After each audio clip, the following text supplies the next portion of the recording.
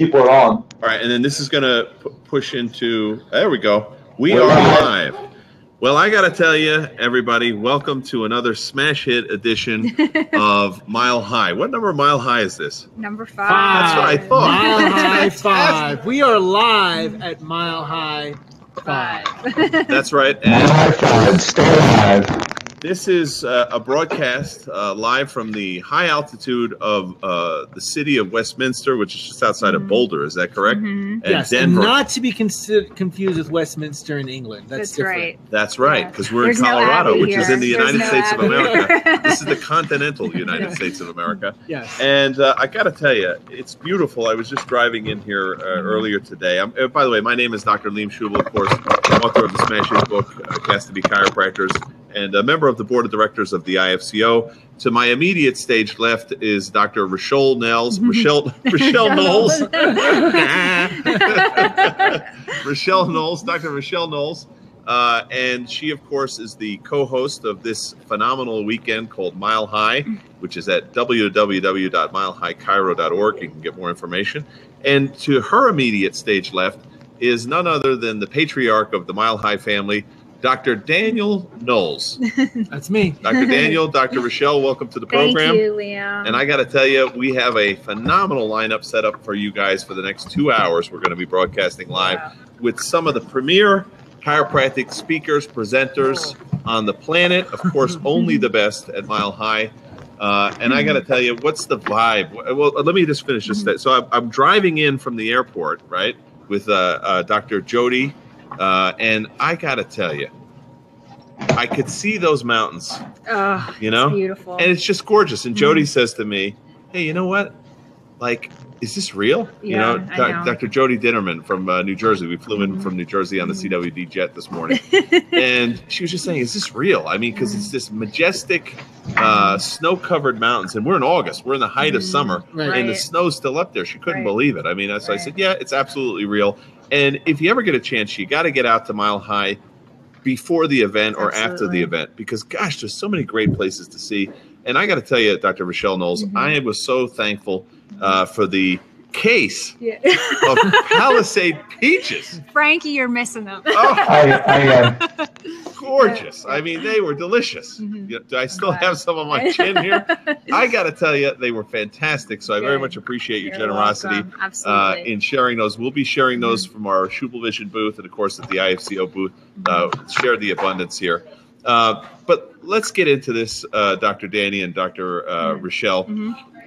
What was the impetus? Because I want to get a feeling of the vibe so far. But before we even go there, tell me a little bit about the impetus for starting Mile High in the first place. Because I know you're very busy people. I know it's not like you have nothing to do and you just said, hey, let's do this in our spare time. Let's do another thing. Right?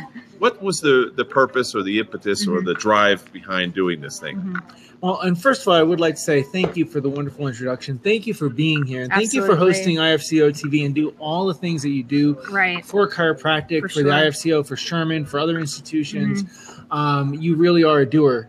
You are. It's my pleasure. Thank you. And we really appreciate that. Well, thank you for that. And, you know, all the love that you put into chiropractic, we really do appreciate that. That's how we roll. Thank you so much. How we roll. And also, I'm wondering where Dr. Frank Hahn is because there are no cannolis here, so I'm a little concerned about that. He's actually sitting poolside at the Princess Oasis there in the People's Republic of New Jersey. Eating cannolis. Yes, there he is. Hi, Frankie. Love you. By the way, that pool temperature is almost a jacuzzi. It's like his heating bill. Well, actually, he's solar. He's off the grid, so it's not costing him anything. But I think that's why he keeps that thing at 90 degrees all year round.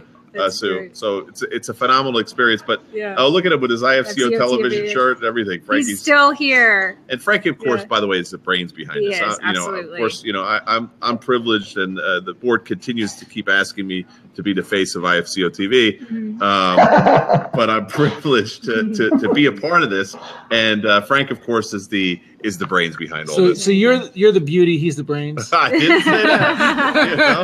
But I got to tell you, I'm blessed to work with such a great partner in crime, Dr. Frankie Hahn. He's the best. He is the best. You nailed it. That's I think you can't say it much people better. I've ever met. Well, let's talk tick. Can we talk tick? Please. Yeah. So here's the impetus for moving the mile high, needle forward really goes back to the old saying that a lot of people hear of not in my backyard. That really was the grassroots effort of when they gets to a point where you see some things happening and you say, hey, this line we're not crossing. This isn't going to happen in my backyard. I can't. You get to a point where you can't let that happen. And you were actually there, Dr. Schubel, as you are at many important things. Yes. You were there when we first had this conversation, which was basically in the state of Colorado, there was a significant push towards scope expansion. And by the way, Colorado is not alone in that. Right. It's going on everywhere. And it continues. It continues in Colorado. It continues around the world and in many places in the U.S. to scope expand, because somehow people think then they will be more abundant if they have more services that they can offer, which is not true. The shenanigans never stop. No, shenanigans. Yes, and if we can offer more shenanigans somehow, then we could. We'll be shenaniganed out. Right. Yeah, we'll somehow be more profitable. That doesn't seem to work for other businesses, but for some reason, people think that'll work for chiropractic. Of course. So, but basically, it comes down to scarcity. So we're scarcity. We don't have enough, so we've got to find other services to offer because adjustment can't possibly be valuable or be enough. So no, you're only reconnecting the spiritual man to the physical man. Yeah, and that's just certainly not enough of a big idea. So we've got to do something else. And anyways, though, there was a lot of that in a big scope expansion effort, and it was quite significant. And when those things happen, there's always people that go to meetings and say something on the for side or the against side, like anything else in America, right? That's how things work, and that's how they should work. And so we talked to our other chiropractic friends to show up and, hey, voice your opinion about, we don't want the scope to expand. The scope is just fine. There's plenty that you can do under a Colorado license in chiropractic other than adjust. We don't need more things, And in our efforts, and we know a lot of people, right? We do a lot of things. And in our efforts, nobody showed up for the meeting other than 2 people. And 20 plus, tons of people showed up to, say, hey, we need to get more tools under the chiropractic tool belt, toolbox. So that just upset both of us. And at that point, we realized, we have to do something to impact the apathy. And as you say, apathy leads to allopathy. I say that all the time. I know. I've never stopped saying. My wife is sick of hearing. She doesn't even know what it means. And now people are. I got to learn how to say it. I learned it from you, and now I say it. So people think it really is something I can. And it's brilliant, by the way, on your part. I got to tell you. So, you have a much smoother delivery of it. I do. I understand, and that's why I take a lot of other things and make them my own that way. Oh, that's smart. So anyway, but because that was going on. I said, I've got to get the apathy out of Colorado, and let's do an event. Chiropractors like coming to quality events with quality content. So, and there's not much of that in the Midwest. And actually, it's interesting because the Midwest was a bastion for chiropractic. Right. It's the Midwest is the birthplace of chiropractic. If you think about the Midwest and chiropractic history, you got the Palmers, clearly. You've got Gonstead in Wisconsin. You've got Toughness. Stevenson used to live in Boulder. And who else did you have out here in Colorado? Wasn't there a chiropractic and mental health disorder type of clinic? What was that called? Remember? I can't think of it either right now. But it was huge. But it was a chiropractic hospital, basically. Oh, Spears. Spears. Right. Yeah, Spears. How could I forget that? Spears Chiropractic Hospital in Colorado, which is the only hospital in the history of chiropractic in Colorado, and there were chiropractic colleges. And here you have just going the other way. So I said, well, there are other types of anchor programs that have they may have different focuses than Mile High does, but let's have a completely only chiropractic focused program in the center of the country. We can have a program that's centered on chiropractic in the center of the country. And I thought we should do that. And so that was the impetus. And I got to tell you, this thing is growing every single year. What are you pushing close to 400 or 500? We're definitely up 100 from last year. Yeah. At least I don't know how many people are going to show up at the door. You always have people show up at the door, but just on paper, we're up 100 from last year, which is great. That's awesome. It means we're impacting our area more, and we want to impact specifically, the Midwest region. But we have people from all over the world here. Right. But we have a political impact in our area. But people from all over the world know it's a quality program. Marcy McKenna's here from Iowa. We have doctors from Texas, Jason Black, and we have people coming from Florida, and I mean all over. I saw students posting this morning on Facebook that they were coming in from Palmer School, from Parker School. And there's that's 24 students from Palmer.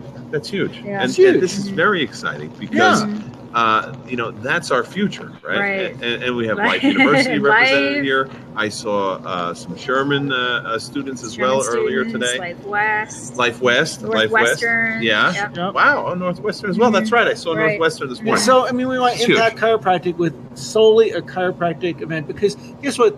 There are other things other than chiropractic that somehow contribute to health and well-being for sure. Absolutely. And there's plenty of other areas to access those things other than this program. Yes, and that's one of the things that I find unique as well is that, many programs offer CE credit and you sit through them and you want to pull every last one of your hairs on your body out because it's just so painful to listen to the material. Yet here at Mile High, you seem to have the combination of course, CE credit. Everybody wants it. Everybody needs it, right? But you combine that with a message that's educational. It moves them forward as a professional. And it's also motivational at the same time. I mean, I got to tell you, last year, Cornell. Zeus. He's amazing. Cornell. Oh, my gosh. He's amazing. I remember we were sitting, just to, talking about this speaker. Never heard of him before, right?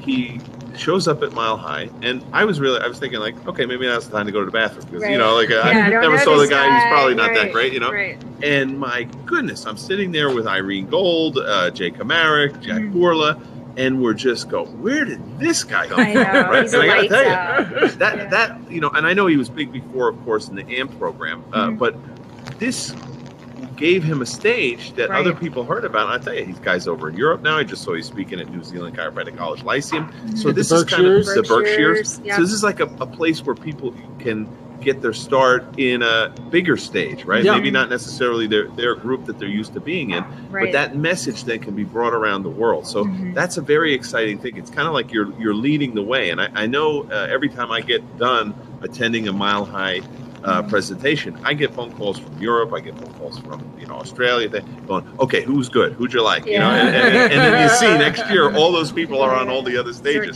So it's, you're kind of setting the tone. But here's the thing, you're setting the tone because you're requiring people at this event to speak about one thing and one thing only, and that's the detection, analysis, and correction of vertebral subluxation, the philosophy behind it, the science behind it, the art behind it. That's the focus. And really, that's the focus we need to have as a profession if we're going to move this thing forward and get it to the 7.2 billion people that are on the planet. Absolutely. It's a clean message. It's like it's crystal clear and it's really clean.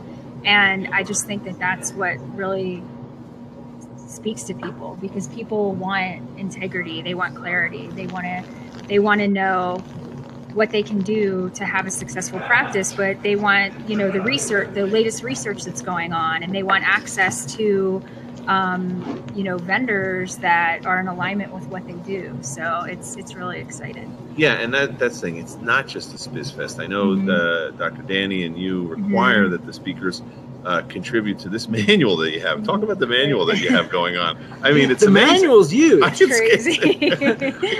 We kept adding pages. It kept getting bigger than the Webster Dictionary.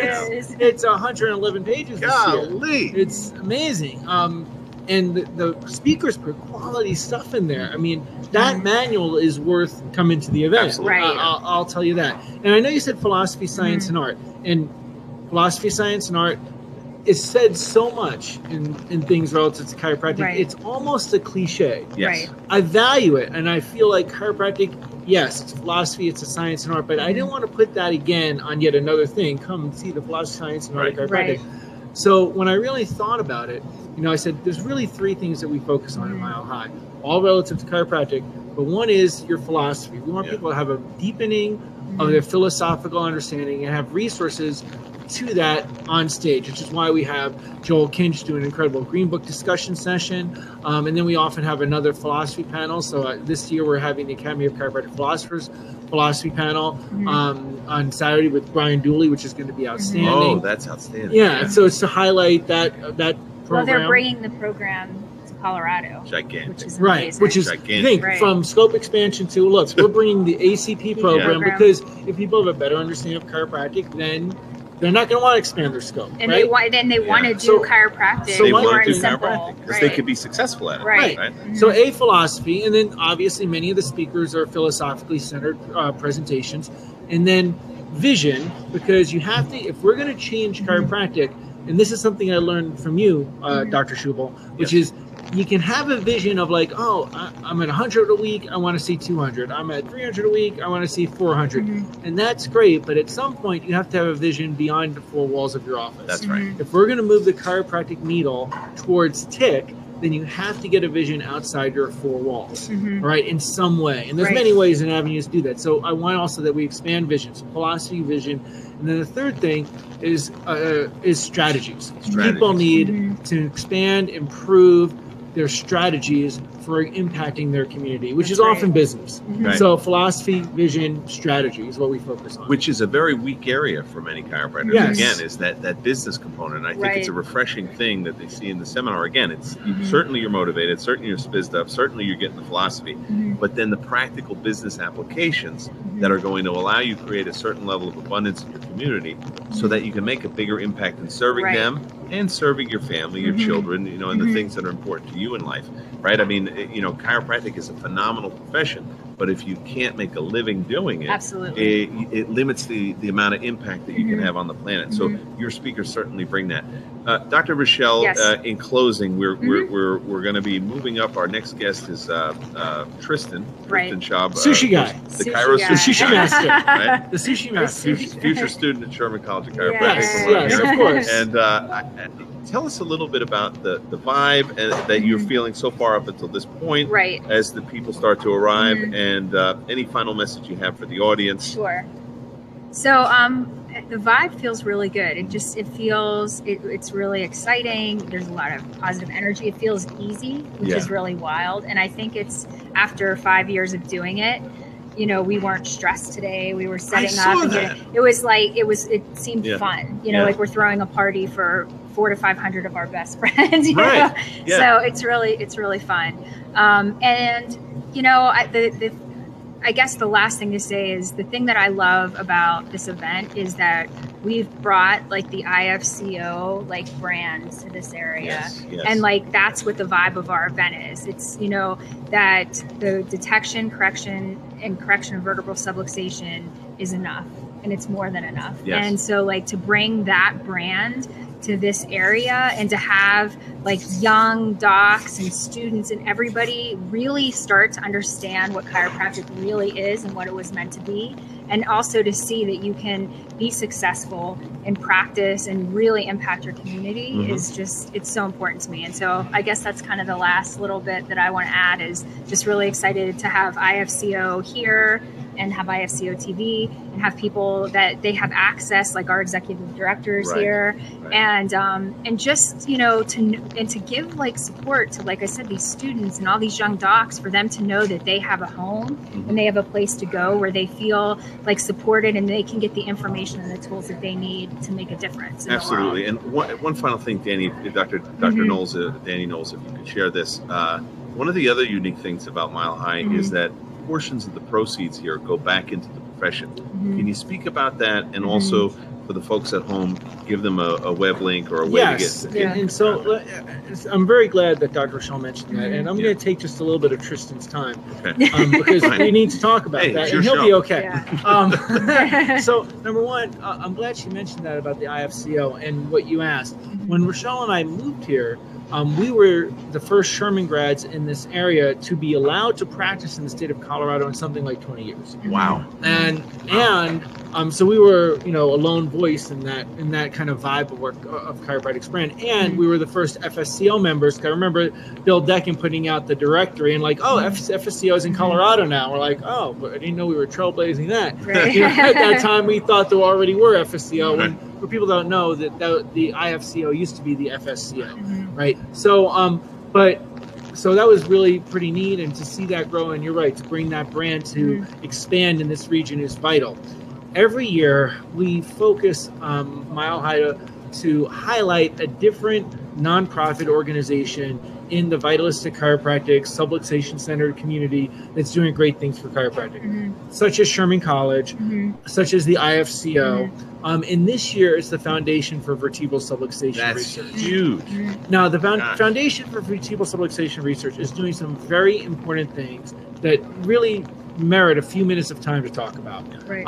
And the work that Matthew McCoy, Christopher Kent, Curtis Fedorchuk, Christy Kwan, and others are doing for that organization is vital to the future of chiropractic. For sure. People say all the time, oh, we don't know research. We don't need research. Chiropractic works. I know it works. Right. I adjust people. They get well. Why do we need research? You need research. Right. You need, we have a lot of research for chiropractic. I'm very certain that chiropractic works. You need to continue to build the research armamentarium, or whatever the word is, for chiropractic. We have far too little of it in chiropractic, and it's something that we have to focus on. There's not enough research, there's not enough dollars, so we're donating money to that. However, we don't want to be the only ones that donate money to that. We really are going to ask people that are watching this right now, that are here, to donate to the foundation. Right. Their goal this year is to raise $50,000 for research. Now, you think about it, that's a drop in the bucket. You know, if you think what medical schools use and what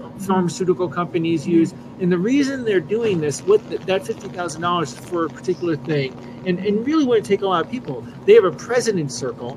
If you're donating $100 a month, if we got 50 people to do that, right, we would have it. Like, so, you know, did I do the math right, or did I mess up the math? I think it's a ton more. You know? I think it's solved all the world's problems. I think it's solved hunger, everything else. But yes, we need people to donate $100 a month, $1,000 a month, $50 a month to chiropractic research. Think of an adjustment or two a month, or adjustment a week to chiropractic research. They have a specific thing that that $50,000 they're earmarking to get to, which is this: guidelines. People may remember, some may not, but some remember that there was the Mercy document guidelines, and then there was the Wyndham Conference guidelines, and the Council on Chiropractic guidelines. Currently, the subluxation centered or side of the profession does not have a set of practice guidelines that's to date. The CCP guidelines are out of date. We need to get new guidelines published. To do that, the foundation wants to do that, and they need $50,000 to make that happen, and we should be behind that. Why are guidelines important? If you go up to a state board situation, you want to say, I practice relative to these guidelines and there's evidence for this. That's right. All right. If you are in a situation to ever have to prove your care in any kind of way, having guidelines are vital. So it's something that is necessity, and where we want to highlight people's attention throughout this weekend to that. Perfect. Well, I got to tell you, it's always a pleasure to spend time with you both. I take my hat off. I don't have one on, but if I had one, I'd take my hat off to you guys, because really... a picture. Oh, we'll do this now. Now, just wait a second. Just hold still. Yes. Okay. Because while we're doing this, I'm going to take it this way, because I'm going to take a picture of Tristan. Tristan, who's taking a picture of us. There we go. So I got a picture of Tristan taking a picture of us, and there's a picture of us. And I took a picture of you taking it. What's that? Multitasking. We're going to talk about that. You really can't do that. Your brain does not allow you to multitask. That is right. All the research shows it. Dr. Frankie Hahn, by the way, sends his well wishes to you as well. He took a screenshot of you taking a selfie of I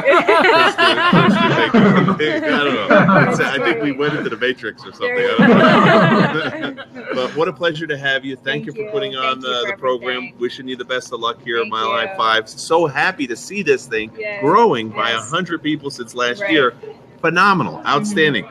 Folks, get on www.milehighchiro.org, right? Yep. And you can get information for next year, 2018, for Mile High. And again, a phenomenal event.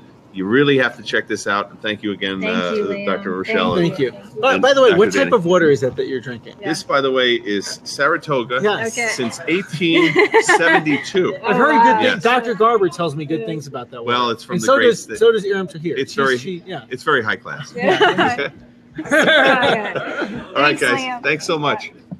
Folks, well, that was fantastic. You heard it here from the hosts of Mile High, Dr. Danny Knowles and Dr. Rochelle Knowles. By the way, this surprising statistic from the FVSR about research. Did you know that there's only 70 chiropractic researchers full-time right now in the world? The drug company Pfizer alone has 10,000 researchers full-time. Less than 5% of the faculty at chiropractic schools are involved in research. Our chiropractic schools spend less than $5 million in research. Top 25 medical schools received over $10 billion from the NIH. And the chiropractic profession has received less than $100 million from the federal government in its history, in its existence. So FVSR, great organization to join. You can get information at www.vertebralsubluxationresearch.com. vertebralsubluxationresearch.com. And I got to tell you, I'm very excited about this next guest that we have coming up here. Tristan Schaub is our next contestant on The Price is Right. What's up, dude? So good to see you. Look at this. Principled. Love the shirt. Shirt by Jennifer Trent from Got Dreams. There we go. And, you know, I saw you arriving here a little earlier. You looked like you were just absolutely filling up on the vibe of this weekend, where it's going, the chiropractic vibe. And I got to tell you, holy smokes, the Chiro sushi surprised the world. Yeah. I mean, it almost like I felt like after that event, right, in Las Vegas, you ever see that where Muhammad Ali, he's Cassius Clay and he wins the first fight. Yeah. Right? Everyone thinks he's going to lose and he says, I shook up the world. I shook up the world. That's kind of like what you guys did in the chiropractic world. Phenomenal speakers, right? Phenomenal environment of love, appreciation, sharing, and focused on making people badass chiropractors, I think is the legal definition, right? I mean, it's what do you have going on over there? We got a lot. We came from, the intent was that, you know my father, Tim Schaub, he's a chiropractor in upstate New York. And he said he was really concerned about the fact that two things. One is obviously the drugs in the profession going kind of rampant and picking up pace. Now, look, it's been a discussion piece since the 1960s, right? But we're seeing stuff happen. I'm trying not to swear. Second thing was I believe the number was 64% of students post 5 years are not practicing or are ready to go on basically cash out. And so suicides. And so I said, he said, we got to do something. And he was kind of worried about the legacy of chiropractic. And my belief is if we can make chiropractors better entrepreneurs, we can start getting us involved with more on-site chiropractic, being corporate chiropractors, and working as what we truly are, which is optimizing life. Right. And being known for the fact that we help cut costs in the workplace. We help make employees smarter and better able to do what they're supposed to do. That's one of our goals. So to bridge that gap, I said we got to do some things different a little bit and bring in people that are killing it in other industries. So we brought, obviously you and Grant Cardone. This year we have Tucker Max coming. That's huge. Tucker Max and it's going to be awesome. And Joanna Lord, who's the CMO of ClassPass. We have Kute Blackson, who's going to be on Thursday for our mindset stuff. So where did we come from? We came from the intent of everything that you talked about was from love, and we make a joke. There's love and then there's service, and that's where we come from. Well, yeah, and one of the things that I love about you, because there's so many of them. One of the things I love about you is you jump right in. I mean, you jump right into the waters of chiropractic, and certainly when somebody does that, get ready for the arrows to start flying. Yeah. And you've been able to meander through the waters of chiropractic without getting completely shot down. Not yet. It's still the night's early. But I mean, tell us about some of your adventures in chiropractic. You've been to quite a few seminars since Chiro Sushi. Checking people out, seeing what they're doing, embracing them, congratulating them. Bringing probably the best of what they do to the world. Through your audience. So here's my belief, man. I truly believe. I go back and I say this a lot. In the 1980s was one of the peak times, and if you go back through the history of chiropractic, there's been peaks and valleys of chiropractic uses and adoption, right? One of the biggest times when chiropractic was being utilized was when B.J. Palmer owned hundreds and hundreds of radio stations, right, and was speaking to the masses. That and helps. We were serving the masses. That helps, right? So another thing that we like to talk about at Chiro Sushi is how to build your own mini media empire, because you have to, especially now in 2017. John Sun Kim, the founder of 5-9, took a company, built it in his apartment with credit cards, and that company now is a publicly traded company worth over $325 billion. Right. So that individual is telling people you need to think of yourself as a media empire. When I look at what we have to do, okay, so like media empire, that's the first thing. So there was a lot of usage there. In the 80s, the other thing that I thought, when this profession was, I don't want to say united because I don't think it can be united, but when thousands were going to see Sid, thousands and thousands were going to see Jim Parker, ironically, people were serving more people, making more money, and they were happier. Sure. So what I like to see is, like I talked to Dr. Knowles at Mile High, or at Berkshire's, thousands of people need to start attending the Berkshire Philosophy event. It's got I call it Garberfest. Yeah. Thousands need to be attending Mile High. Thousands need to be going to DE. And you're going to get everything's not going to be for everyone. No. You know, I mean, I literally had this guy who I think is the premier chiropractic. Like, if he had a trading cards for best chiropractic speakers, he would be like the first one in my card deck. And I'm not saying it to blow smoke. Yeah. I mean, you are amazing presence, engaging. But we had people that came after the summit, and for full disclosure here, said, I don't know, that Liam Schubel, and I'm like, you don't get it? How do you not get it? So you're not going to get everything for every, there's going to be some things that I might be challenged by here, because, I like to play around with little lasers every now and then. So, but I think that universally we need to get people to these events on a more regular, consistent basis, and we need to see. I want to see thousands at Mile High. I want to see thousands at Chiro Sushi, but I also want to see thousands at DE again. If it's the same 200, 300, 400 people, that's good, but the message is not getting out there. And I was really excited by what the kids were doing at Life to see the DE club come up. Yes. And there was over 100 kids there. Just kids, you know what I mean? Yes. And Steve Judson and Lucas Matlock, who's going to be here this weekend, they're just doing really amazing things. That's my. So people have questioned, because some in chiropractic have that scarcity mindset. They're like, why do you promote all these other groups? I'm like, because it's best thing for chiropractic. Of course. Chiropractic comes first before Chiro Sushi. Absolutely. That's what I think. My good friend Ross McDonald, who's will be the future president of the new Scotland school. Yeah. He says, is it about the tick or is it about the tour? Right. And he says it should be about the chiropractic, teaching innate chiropractic. And you make a great point. There has been somewhat of a retraction of involvement of the doctors in the field in these type of seminars. They moved out onto their own little islands. Part of that challenge is you can get a lot of your CE credit to continue your licensing online. So people are saying, well, I'm not going to go to this event. I can do it all at home online. And gosh, the amount of information that you miss out. And again, one of the things I love about Chiro Sushi, you start to present all these young, hip entrepreneurs. I love that thing is everybody should have this, media corporation around what it is they do.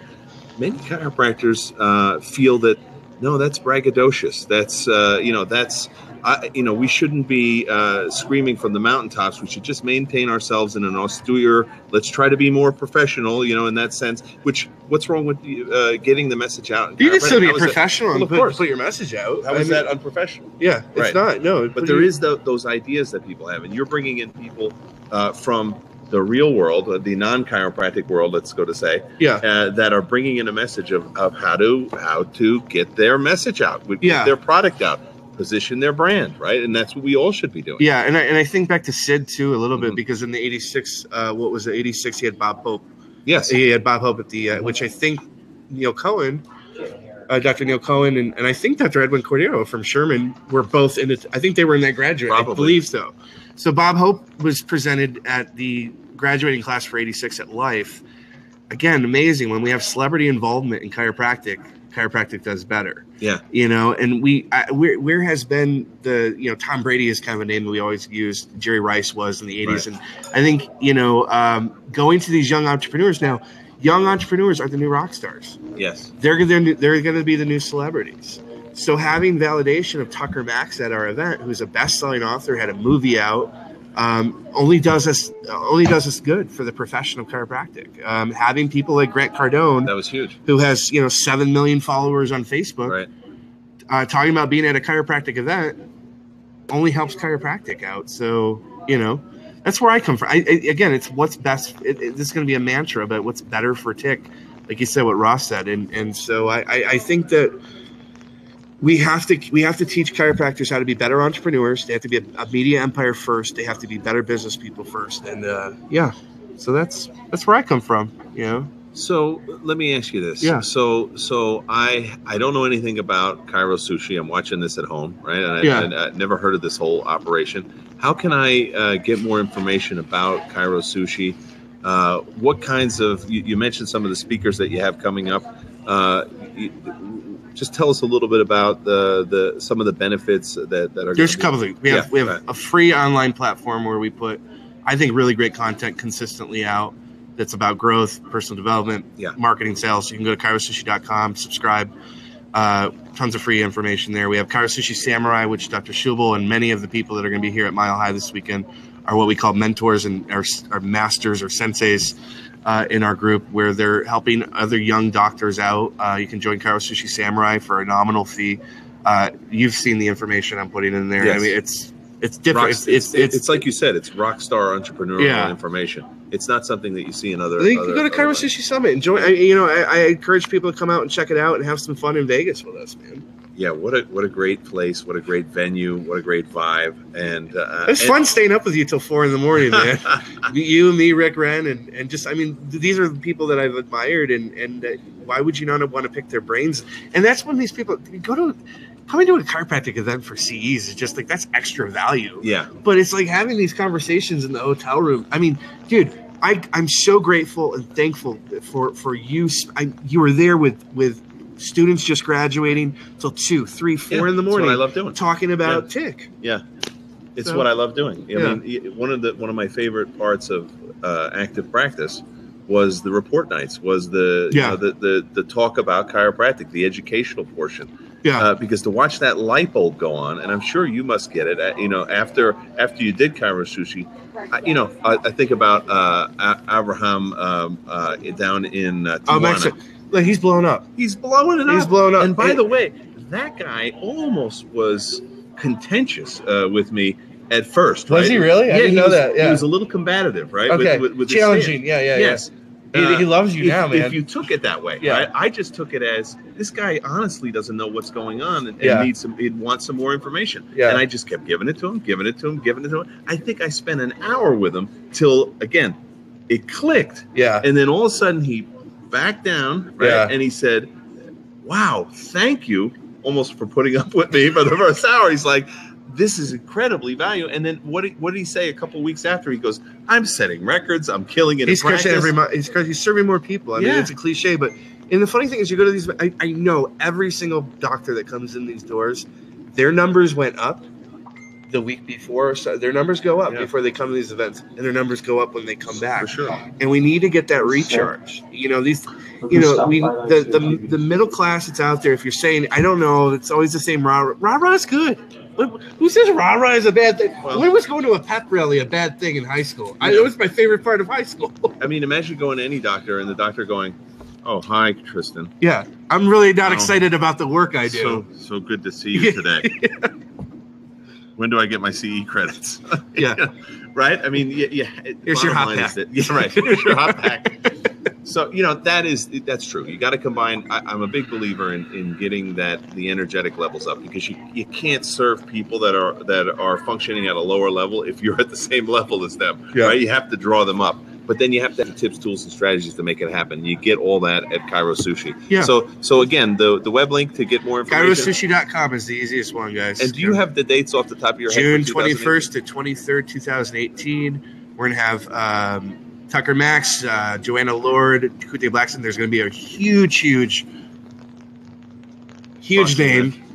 No. I'm giving a little heads up. That might be presenting there next year. So very nice. And then there's just guys, I just encourage you guys to get out to any event that's Berkshire's, Mile High, DE, The wave you were at, I was conflicted, but I wanted to be there too. So we need thousands. We need thousands back in these events. Well, there's a renaissance, and I appreciate you, Tristan, and I appreciate the connections that you're making worldwide in chiropractic. Thanks, man. And we thank you for your participation here at Cheers, Mile High, bro. I love you, bro. Love you too. All right, man. Who's next? Is Emily next? Well, we got a special guest coming up next. Oh, Emily. She's the boss of that. She's the real brains behind it. That's right. I got to tell you, folks, what a phenomenal interview with Tristan Schaub from Chiro's Sushi Group. Again, always great to see him. Always great to see the advancements that are happening in chiropractic worldwide. And if you're just joining us, we're broadcasting live, of course, from Colorado, the mile-high city of Westminster, which is just outside of Boulder, Denver, Colorado, in the continental United States. And we're here, part of the Mile High program. Of course, this is brought to you by IFCO Television, www.ifcochiro.org, if you want more information about how to make a change in the political sense of chiropractic. Very vital. Our next guest, speaking of IFCO, see how I did that? I did. Our next guest is none other than Emily Morash. Hello. Okay. Hello. Hello. And Emily, of course, is coming from, is it the People's Republic of Rhode Island? Yes. Okay, that's interesting. I don't think I've ever met anybody from Rhode Island. I see their seashell plates or something on, when I'm driving up to Massachusetts. Have waves. Yes. You guys pretty much just hang around in that area a lot. Apparently, you're not, I don't blame you. You're not going to New Jersey. It's kind of pretty beautiful up there. But welcome to the program. Thank you. Appreciate you being here. Thanks for inviting me. And what is your position exactly at the International Federation of Chiropractors and Organizations? I'm the executive director. So basically, I work closely with the board and the various committees to make sure that our mission is driven forward. Okay. And to make sure that we have a pulse on what's going on in the world of chiropractic, internationally. Yeah. And to see where we are needed to advocate and protect the philosophy. Perfect. Now, you have been with us for how long? A year. A little over a year. Oh, my goodness. Gosh, time flies when you're having a blast at the IFCO. Yes, it does. And so your prior experience, how did that prepare you for IFCO, or did it not? Did you come into a new world? What was your impression of arriving to the IFCO and getting involved in the chiropractic world? So, my previous experience has all been in nonprofit organizational development. Okay. And so it's funny, a lot of people assume that I'm a chiropractor, which I'm not, though I have. Right. I've been involved in chiropractic for a very long time as I've been a patient. What it is a lot of chiropractors are very good looking. So that's probably what I'm thinking that's probably what why they make that assumption. I know with my case, that's usually, people, normally I walk in, you must be a chiropractor. I'm like, how'd you know? They're like, you're so good looking. Because you're so good looking. And I say, well, I'm trying to stay humble over here. That's not really, but. No. Okay. No. No, so this is kind of a new world. Okay. The organizational development piece is not new. Okay. It's a very similar practice, no matter where you are. However, this particular field is very interesting, and it's very close-knit. Depending on actually the brand. So what's been interesting is taking a look at the various brands of chiropractic and the differences in seeing where there's some fissures, I guess. Yes, you could say. And yes, a few. I like that. Fissure. It's kind of like a small little annoying thing, right? It's not a gigantic gaping hole. But then understanding that our job at the IFCO is to mend those fissures and protect the brand, protect the profession from more fissures. Very well said. Yes, very true, very interesting. And I think probably the first time in the history of the FSCO that became the IFCO that we have a team that's constantly working on that, those ideas of branding, those ideas of marketing, those ideas of communication. And certainly I know you do a phenomenal job trying to herd a group of cats. I didn't want to say that, but getting information out to the planet. and keeping everybody tuned into to where we need to be focused. Right. So that's very important. I know that as far as being a board member, we're very impressed with the work that you're doing, and we're very thankful that you're with us and that you're a part of the organization. We have noticed a huge difference in the year that you've been. The level of organization, the level of positivity that you're bringing to our brand is huge. So thank you for that.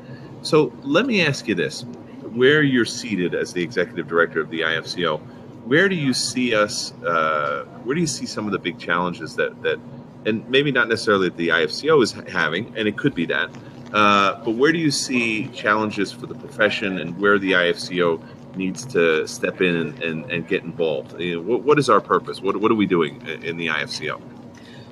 That was about 50 questions. I'm gonna parse that out. Yeah. So a big piece of what we're doing at the IFCO, like I said before, is protecting the profession. There's a lot of confusion with non-chiropractors about what chiropractic is, and I think part of that is because the profession has become muddy in some areas. The focus with some chiropractors has shifted from vertebral subluxation correction into other areas, and that's not true chiropractic. Right, so maybe a movement from vitalism almost to a movement of allopathy in some sense, right?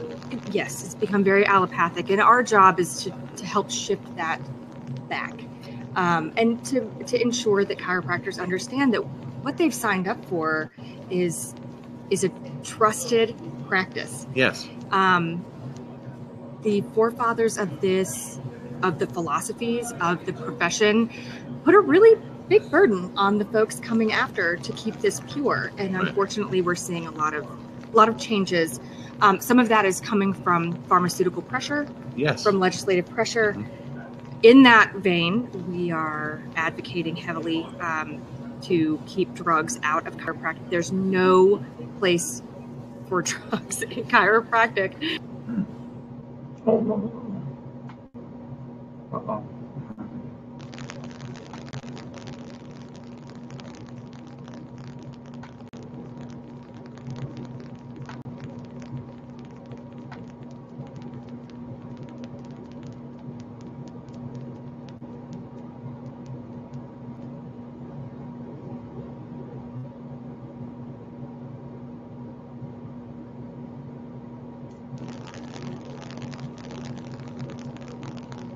Liam, if you can hear me, turn your camera back on. I think I clicked it off by accident. Right back on. Now can you hear me, Frank? Yep, perfect. Yep, sorry about that. It was my mistake, my fault. I take all the blame. What I was saying in New Jersey, he turned the camera and my audio off. So so there's this idea, and the narrative is being written that if you disagree, right, if you seek clarification, if you focus, if you're moving towards where the truth is, then somehow that's a negative thing. That's and one of the things that Gandhi said is that you never should be silent. You should always speak up. You can disagree. You can have a different perspective, and actually that can be something. It's valuable in an organization to have different perspectives, because if everybody has the same perspective, right? We have a group think. We have Emperor's New Clothes syndrome, right? Correct. So we want to have different perspectives. The challenge is the narrative on the opposing side many times tries to pigeonhole us in this hate straight. Yes. You guys hate anything that's not chiropractic, and that's actually not the truth. It's not that true. I don't hate nutrition. I don't hate a laser. I don't I don't hate an orthotic.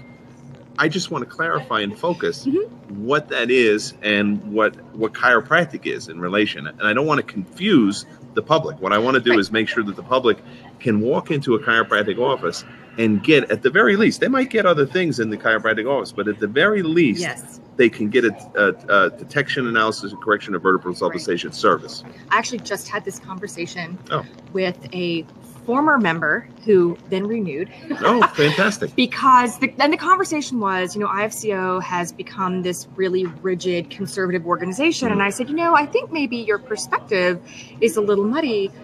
We're not. I said, what we want to make sure is that chiropractors, especially our students who are coming up, understand what chiropractic is. And like you said, if you have a massage therapist in your office, if you have those little electrode massage, whatever, that's fine. But your purpose as a chiropractor is to correct subluxation if it exists. That is your purpose. And so have essential oils, have whatever supplements you want, that's fine. But if you're not detecting and correcting, you are not a chiropractor. And that was the conversation that we had. So this gentleman said, I said, in your office, what do you have? And so we had this great conversation. I said, so when you see your patients, are you detecting and correcting? Yes.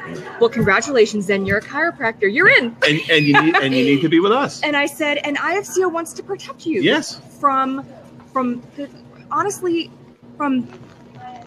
lobbyists and pharmaceutical companies who really just want to spread wherever they can and make money wherever they can. And a lot of people, and I came from, I'm not a fan of drugs. Yeah. So when I started having back and neck pain, that was my introduction to chiropractic, as many people have. That's their introduction. Right. And then understanding the much broader benefits of chiropractic care, and understanding the nervous system and how it functions and doesn't function very well with subluxation and all, but after the pain. Yeah. So people who don't want to take drugs, they don't want to go through surgery, they don't want to go through any of that. They turn to chiropractic. There is no place for drugs in this profession. And so that is one of the biggest things. So we don't hate, if you're a chiropractor that has supplements and a massage therapist and maybe a pedicurist who does whatever, I don't care. We don't hate you. That's not the issue. And by the way, and especially me, because sometimes people have Liam really a wrong is a idea. sweetie. There is nothing that when you hate somebody, you're just doing damage to yourself. I don't want to do damage to myself. Sure, no. There's no hatred that I have for those other things. My role is just to make sure that we have a focus and a clarity as to what it is that's important in chiropractic. Right. Vital. Yes. What's the fundamental thing that we need to make sure, as you well stated, that we protect? Because everybody knows that's been in this political game. There is kind of an opposing side. There's almost two different objectives, right? There's one objective is detection, analysis, and correction of vertebral subluxation. The other objective is an allopathic objective: treatment of disease, treatment of symptoms, treatment of musculoskeletal conditions. Therapeutic. And by the way, those are not bad people, just to be clear, right? Those are not bad people. Even though we call them the opposition, they're not bad people. Many of them, through no fault of their own, have gone to chiropractic colleges that they have never received this information, and they've been given the narrative that we are hate straights, that we think we can cure cancer with a chiropractic adjustment, right? So if I hear that and I'm a logical, rational individual, I'm going to say, IFCO, they think that, that's the narrative, forget about that. Those people are crazy, or those people are hate straights, right? Or those people are zealots.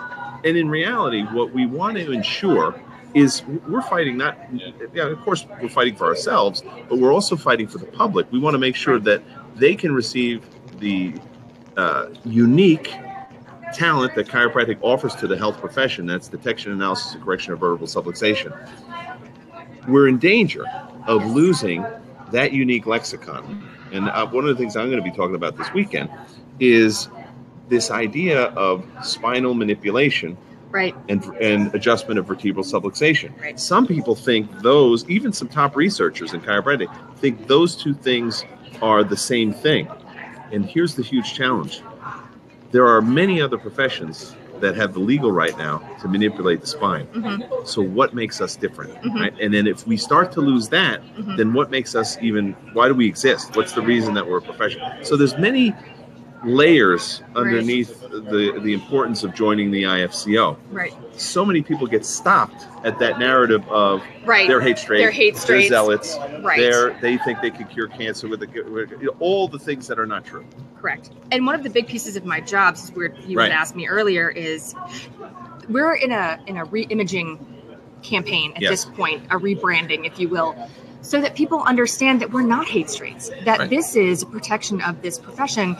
I've received emails from students who are concerned because they come from either chiropractic families or they have chiropractors themselves, and they're not hearing the phrase vertebral subluxation correction in school, in their chiropractic school, and they're nervous, and they want IFCO to step in and help. And that's what we're here to do. That's what we're here to help advocate for this, the history and the foundation of this profession. So certainly it is very challenging, and for everyone out there listening, if you're part of the opposition, whatever, we're not hate straights. IFCO seriously is here to protect the profession of chiropractic and its purity. And that is fact. We have people of all different practice styles that are members of our organization. We do. And we respect those differences. We respect those different perspectives. And we encourage the conversation. That's right. And that's part of it, too, is that we encourage the conversation. If there are questions, the debate. Bring the debate. Yeah. It's important to have the debate. And to discuss what we're here for and what we're protecting. Well, I got to tell you, the IFCO is doing some wonderful work. We're advancing, we're expanding, we're getting the message out, and I think people are going to see even more of that in the upcoming months and years to come. Much thanks to the work that you're doing as executive director. I'm of course joined by Emily Morash, the executive director of the IFCO, that's the International Federation of Chiropractors and Organizations. We are broadcasting live from Colorado in the continental United States of America, here at Mile High. Is this your first Mile High? It is. So tell me what your experience has been so far. This is so much fun. The energy here is really high, very positive. A lot of interesting people. There's so much knowledge. There are a lot of people I need to learn from. There's a lot of t-shirts here. Everyone's got their swag. But everyone's very excited about what they have to offer to the profession and what they're going to teach the folks who are in this profession. This is just the room. If you guys can't see it, obviously, but the tables and tables of interesting organizations and intelligent people and just bright, progressive folks in this field. It's very exciting. Very exciting, and we're certainly glad that you're here. Thank you, Emily. I'm thrilled to be here. Some final messages maybe for the audience that's watching. So I'm sitting here and I'm thinking, should I not join the IFCO? What would be some of the key reasons that you would welcome somebody to become a member of the IFCO?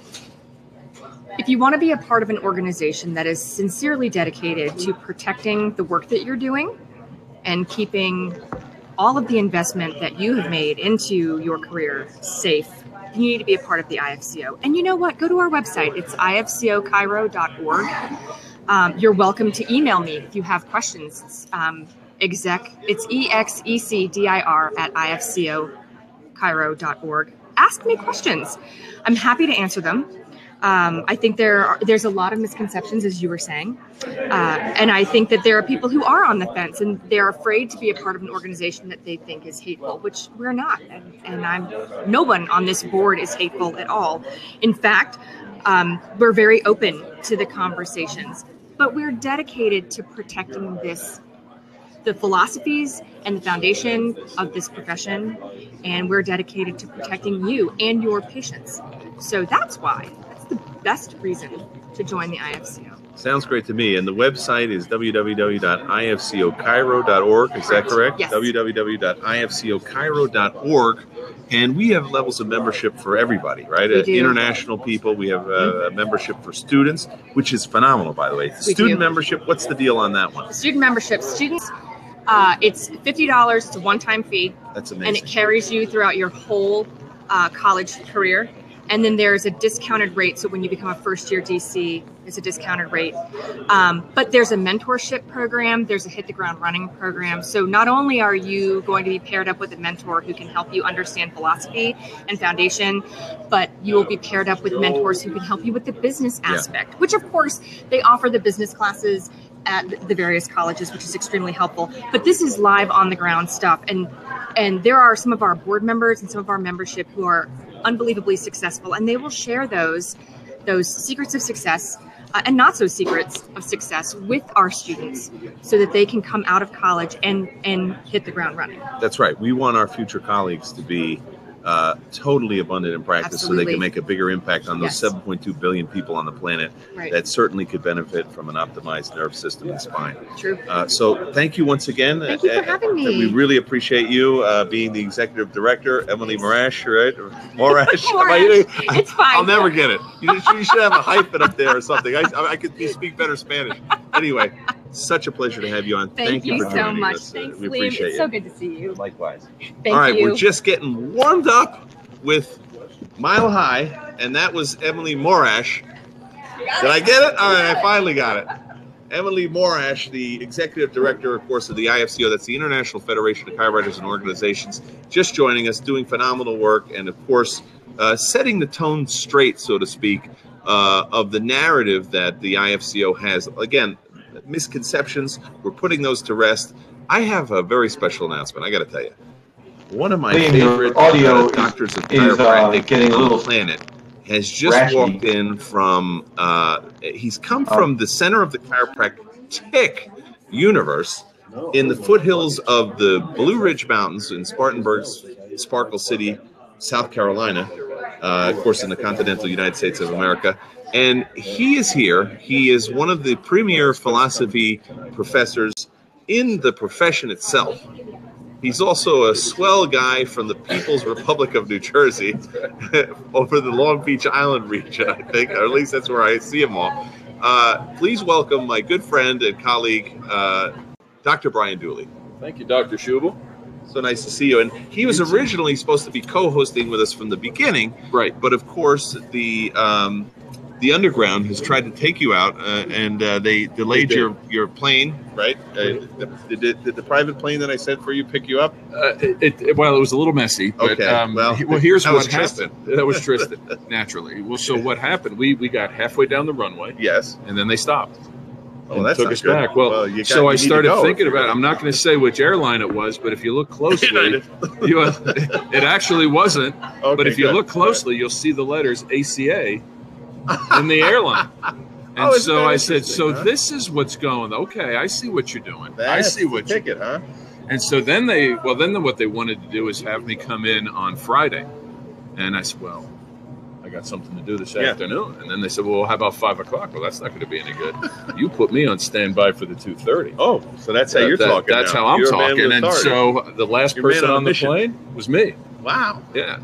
Well, it's a great pleasure to have you here. Thankful that you arrived. I appreciate it. And I got to tell you, we've got a smash hit lineup here for the rest of the afternoon. Sure. I'm glad you joined us at this juncture. Our next special guest. Liam, before you do that, have Brian straighten out that cloth. I did it again. Liam, Brian, click your thing up. Brian, if you could straighten out that cloth there. Okay. Is that what we got? There we go. Yeah. And Liam, turn on my webcam. Good. Yeah. Thank you. All right. And then we're in the straightening up business. Push your handle down on your suitcase. All right, and I'm going to push my handle down on my suitcase because this is that doesn't look that great. Yeah, that's annoying for me. Is Frank here? Then he needs to quit. Yep. No, Frank about this. Frank is in Princess Oasis there in the People's Republic of New Jersey. Frank. There hey, Frank. Hey, Brian. He's the brains behind IFCO television, most definitely. That's where I'm hanging out. That's not bad. 90-degree water in his backyard there. Yeah, that's not bad. Even a jacuzzi. No. Well, all right, great. Frank, thanks for that insight there into paradise. We are going to continue to broadcast live here from Colorado at Mile High, of course, put on by Dr. Danny Knowles and Rochelle Knowles, two true servants to chiropractic. And I'm joined here with my co-host, Brian Dooley. My name is Dr. Brian Dooley, of course, from Sherman College of Chiropractic. My name is Dr. Liam Schubel, author of the smash hit book, Cast to Be Chiropractors. And you're watching IFCO television. Our next guest almost needs no introduction. I mean, so many people are raving about him. They're singing his praises because of what he's doing, not only for their practices, but for the people that are showing up in those practices. Some very special people. And I want to introduce our next guest, if you don't mind. No, I don't mind him. I'm excited about our next guest because what we've done at Sherman is we Skype him in all the way from San Diego. You're good, you. See? You're good. You know where the resources are. We're bringing in the big guns at Sherman. Well, so I was real excited. So I only met him face the TV screen. Well, so it's good to see him live. So he's one of the most famous San Diegans on the planet. His name, of course, is Dr. Steve Tullius. Dr. Steve, if you would join us here, he's over in the green room. He's going to come on over to the live broadcast. Good to see you, Dr. Steve. Dr. Liam. Dr. Steve, it's so nice to have you on the program. It's great to be on here. Dr. Steve Tullius, I got to tell you, you're so impressive. What you have going on there. ACP graduate. Are you an ACP graduate too? I was in the first class. Oh, look at me. I'm the only dunce over here. So I got my dunce cap on. When we have it in Colorado, you need to come out. All right. You really should be. Well, look at this. What was this innate intelligence thing anyway? So, guys, so Dr. Steve Tullius, you're ACP. You're a board member of IFCO. Huge contributor. Vice president. You're vice president now. Yes. Well, congratulations. I appreciate that. Well, you got a promotion. It's only been a year. Right? So you're doing that. You also are a big supporter of chiropractic research, chiropractic education, chiropractic politics. You're in the mix, man. And you have this phenomenal business called chiropractic.com. Right. It's huge. And what you're doing is building people's practices by bringing in certain demographic groups or certain interests, special interest groups, into their office. They don't know that they need chiropractic. You're letting them know, and you're letting them know where the resource is. That's my understanding of what you're doing. Please flesh it out for us a little bit. You nailed it. Yeah, we are we're reaching the public. We're with a subluxation-centered message, in a way that attracts them into offices, and quite honestly, in a way that it hasn't been done before. And we consistently, the thing was, I created this program in my office out of necessity. I have, as you know, I have a son with special needs, and I couldn't really get out and do a whole lot of marketing. And so I created an automated program for my office to bring people to me so I could speak to them once a month or twice a month. And so we regularly have 20 people in our workshops. And so some doctors that Dr. Sean Carey, Dr. Sean Dill, were really the impetus to push me to say, hey, you need to get this out to the profession. And we packaged that, and now we're doing that for lots of offices around the country. Well, now, yes, Dr. Sean Carey, I know he's an implementer, and he's done exactly the way that you asked him to do, and so he's getting those results. He had a packed house of people the last time he did it that I saw. So give us an idea. What are these groups that you, because I think it's 2 programs that you have, right? Yeah. We currently have 3 programs. Two programs, a third that's about to be released, and then several others coming down the road here. So the first one was Unraveling Neurodevelopmental Disorders. It's really speaking to parents who have a child with autism or ADHD, any of those, this alphabet soup that's plaguing our country and the world today. And they don't realize that chiropractic could make such a tremendous impact in their children's lives. And so this workshop really speaks to them and shows them how chiropractic should be an essential piece of their child's care, and not only their child, but then the entire family unit.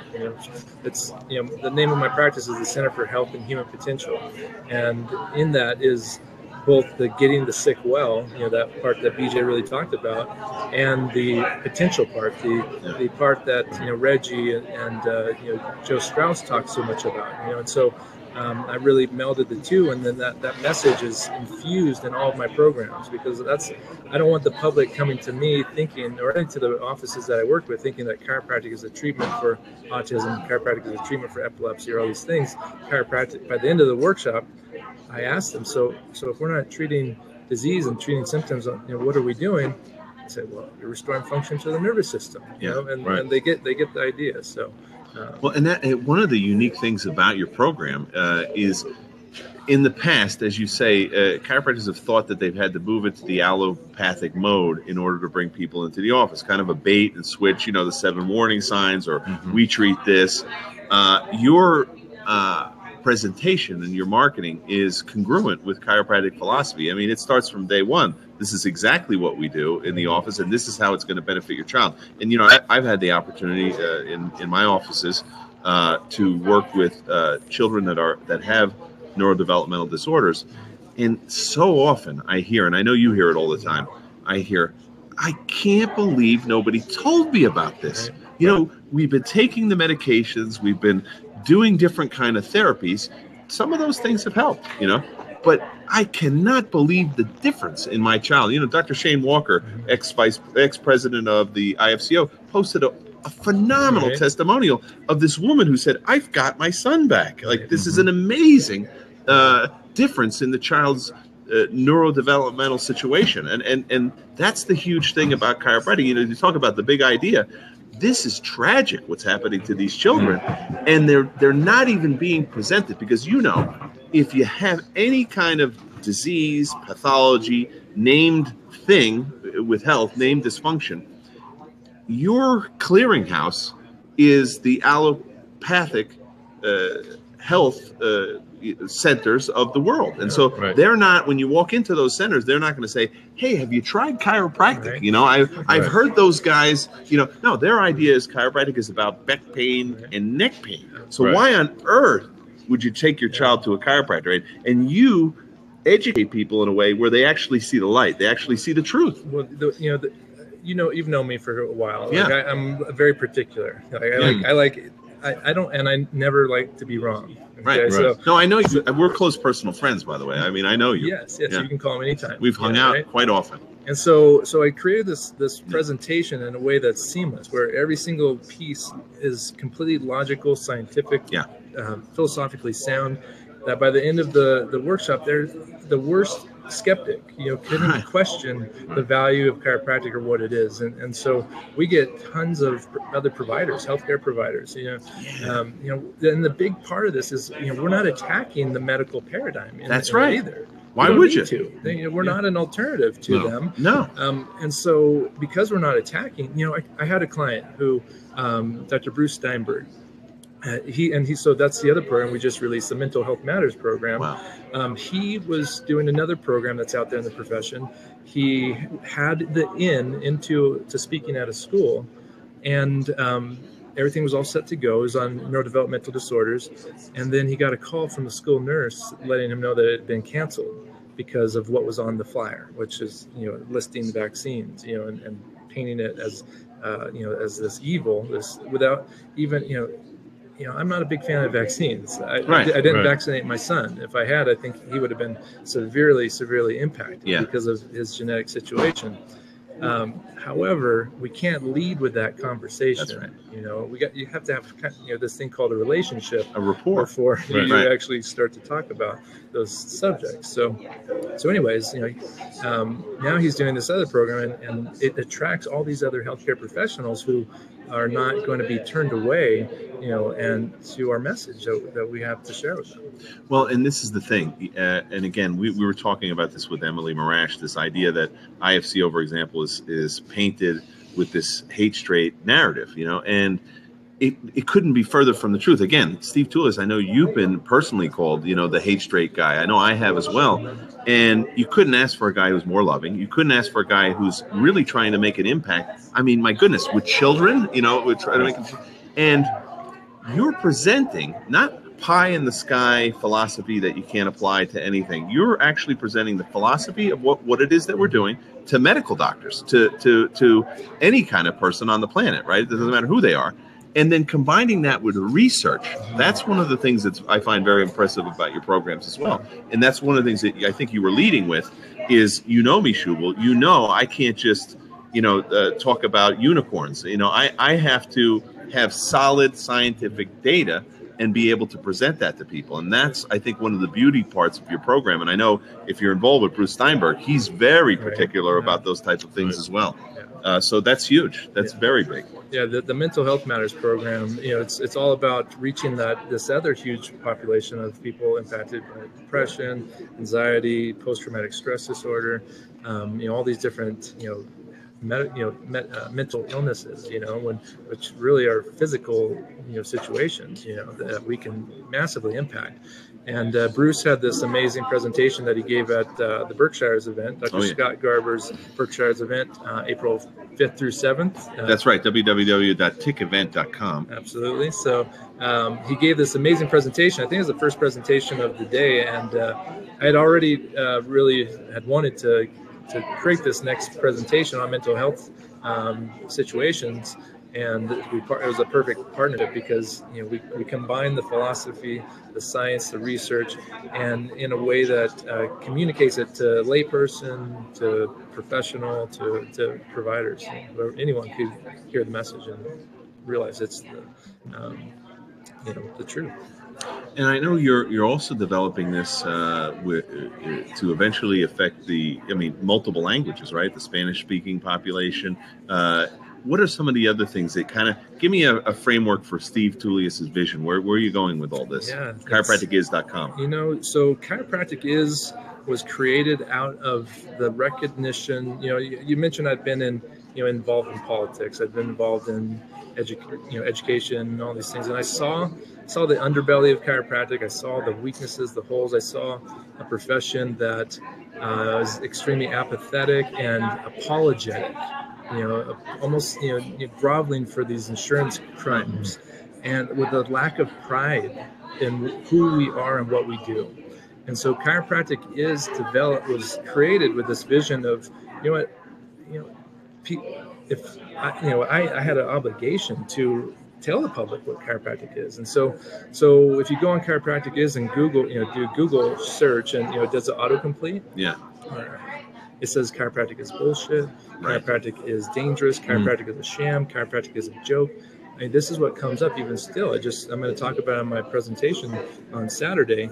And so I created Chiropractic was the vision of changing that conversation and changing the narrative, changing the narrative. Because if you control, what is, the opinion, what's out there, and we can shift the whole consciousness of this planet around what chiropractic is. And of course, knowing the big idea, we know what that would mean for the evolution of this planet.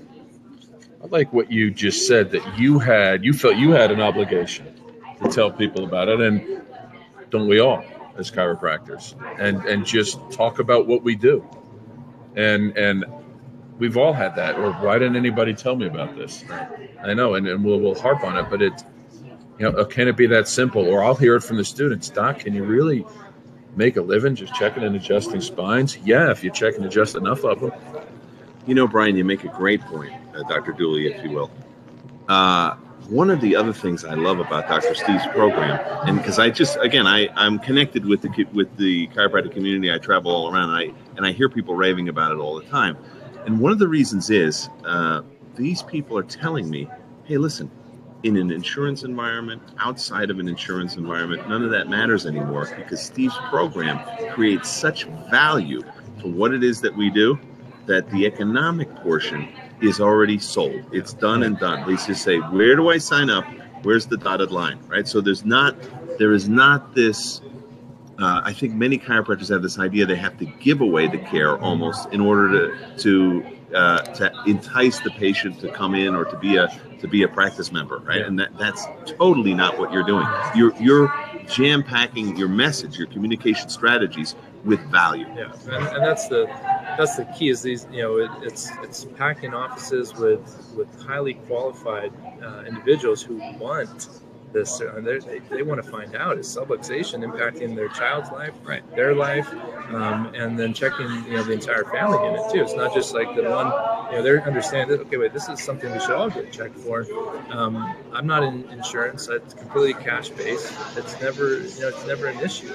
But when I came out of chiropractic college, I had very little value placed in the chiropractic adjustment, in myself, my service. It was very, I went to LACC, where subluxation was laughed at. Right. Literally, it was laughed at. Right. And philosophy was presented as history. That's right. And crazy.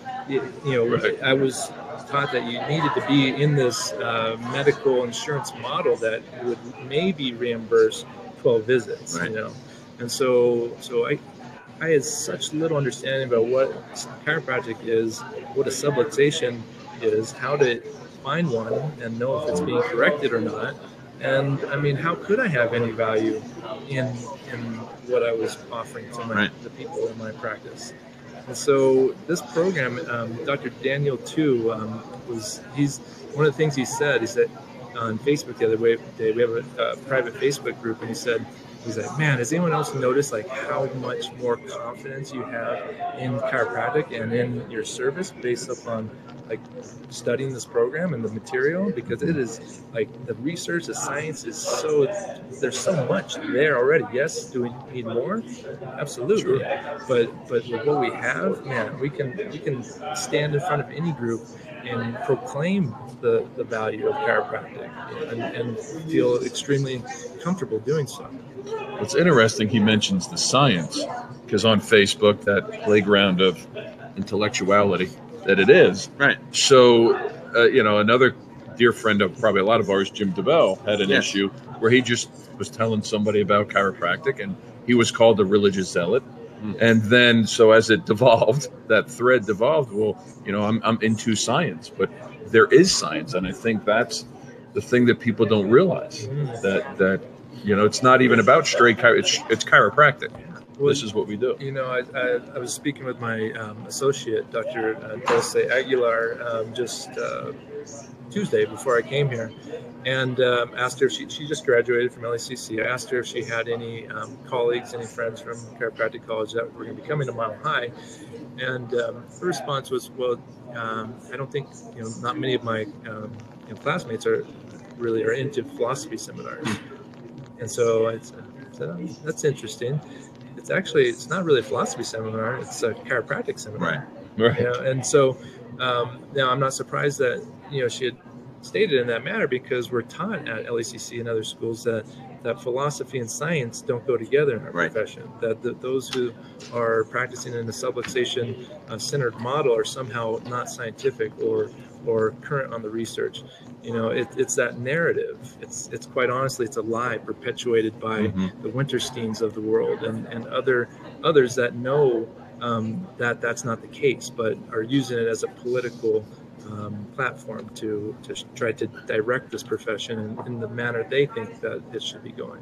Perpetuated worldwide. I've had students at the Anglo-European Chiropractic College send me what was the equivalent of their philosophy class. It wasn't. It was a history class. And it made statements such as the vitalists, there's a vitalistic minority in the profession, which we already know that's not true. It's the majority. So this is the picture. So I don't know anything. I'm a student. I want to learn about chiropractic philosophy. I'm going to learn about history. I'm going to learn about history with a very specific narrative that's not necessarily the truth. The vitalists, the B.J. Palmers and everything, had the one cause, one cure idea.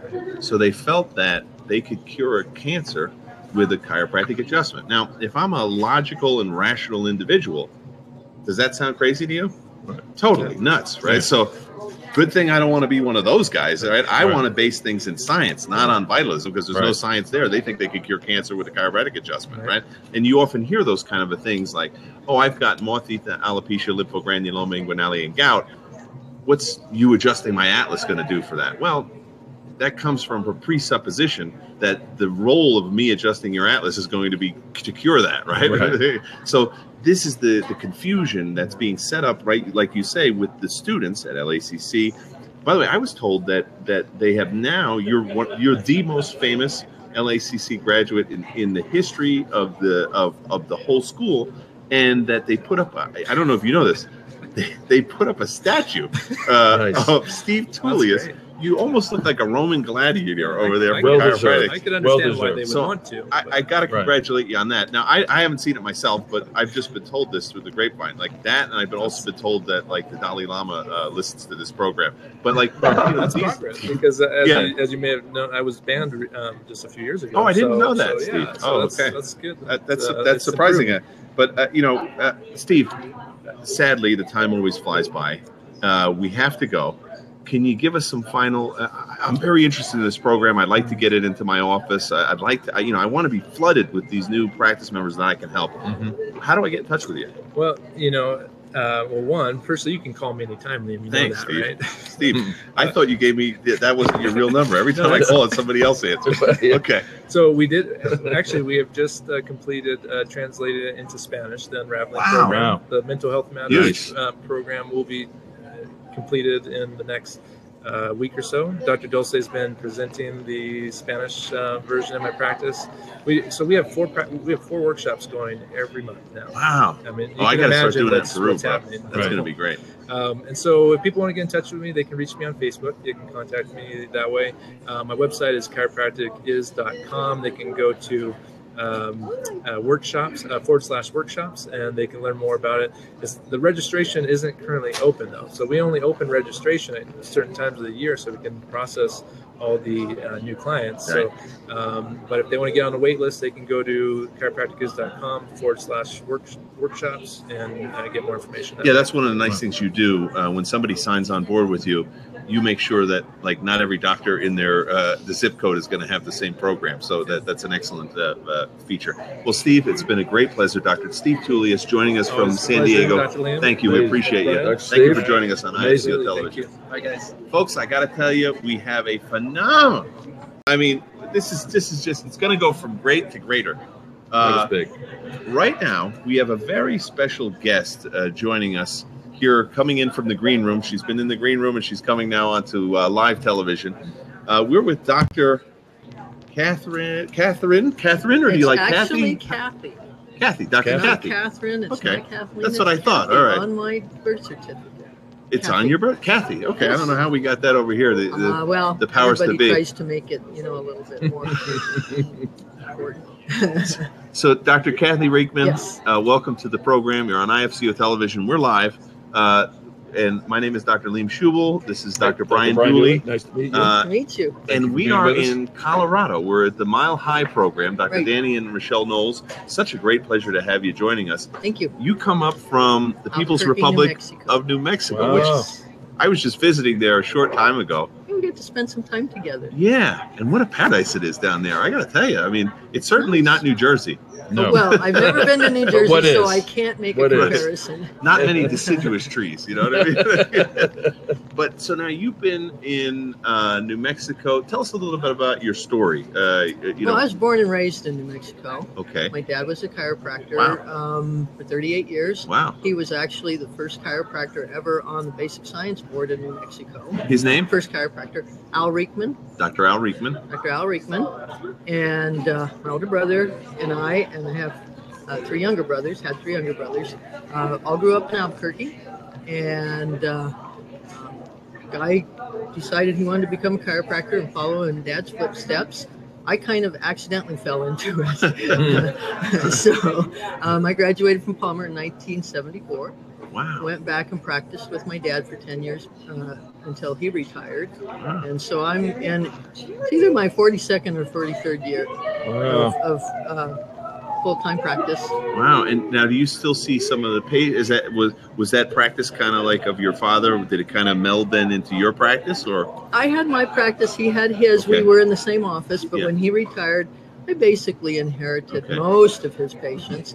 And one of his patients that had seen him since she was very young has continued with me. She's in her 80s. Wow. Yeah, so I have families where we have 3 and 4 generations that we've taken care of, starting with my dad. Wow. And now you've been checked for vertebral subluxation and adjusted since birth? Since birth. Really? Since birth. Wow. Never been vaccinated. Wow. Well, that's a unicorn. Yeah, that's pretty weird, huh? Yeah. I had this vague recollection when I was a kid of my dad taking us to some kind of a doctor. My older brother, Guy, and I, and the next youngest brother went into this doctor's office. He set us all up on his exam table, said, roll up your sleeve. He rubbed something wet on our arms, held up a needle and said, everybody say, ow. And we went, ow. And he wrote something on a paper. It wasn't until I was chiropractic college and the issue of vaccination came up that I realized what was going on way back then. You were getting vaccinated? We were getting vaccinated. And my dad had found a medical doctor there in Albuquerque that, supported his position on it. And that's pretty weird way back then. That's pretty it's extremely weird back then. Yeah, because everybody knew, right? The vaccines had saved the whole country, right?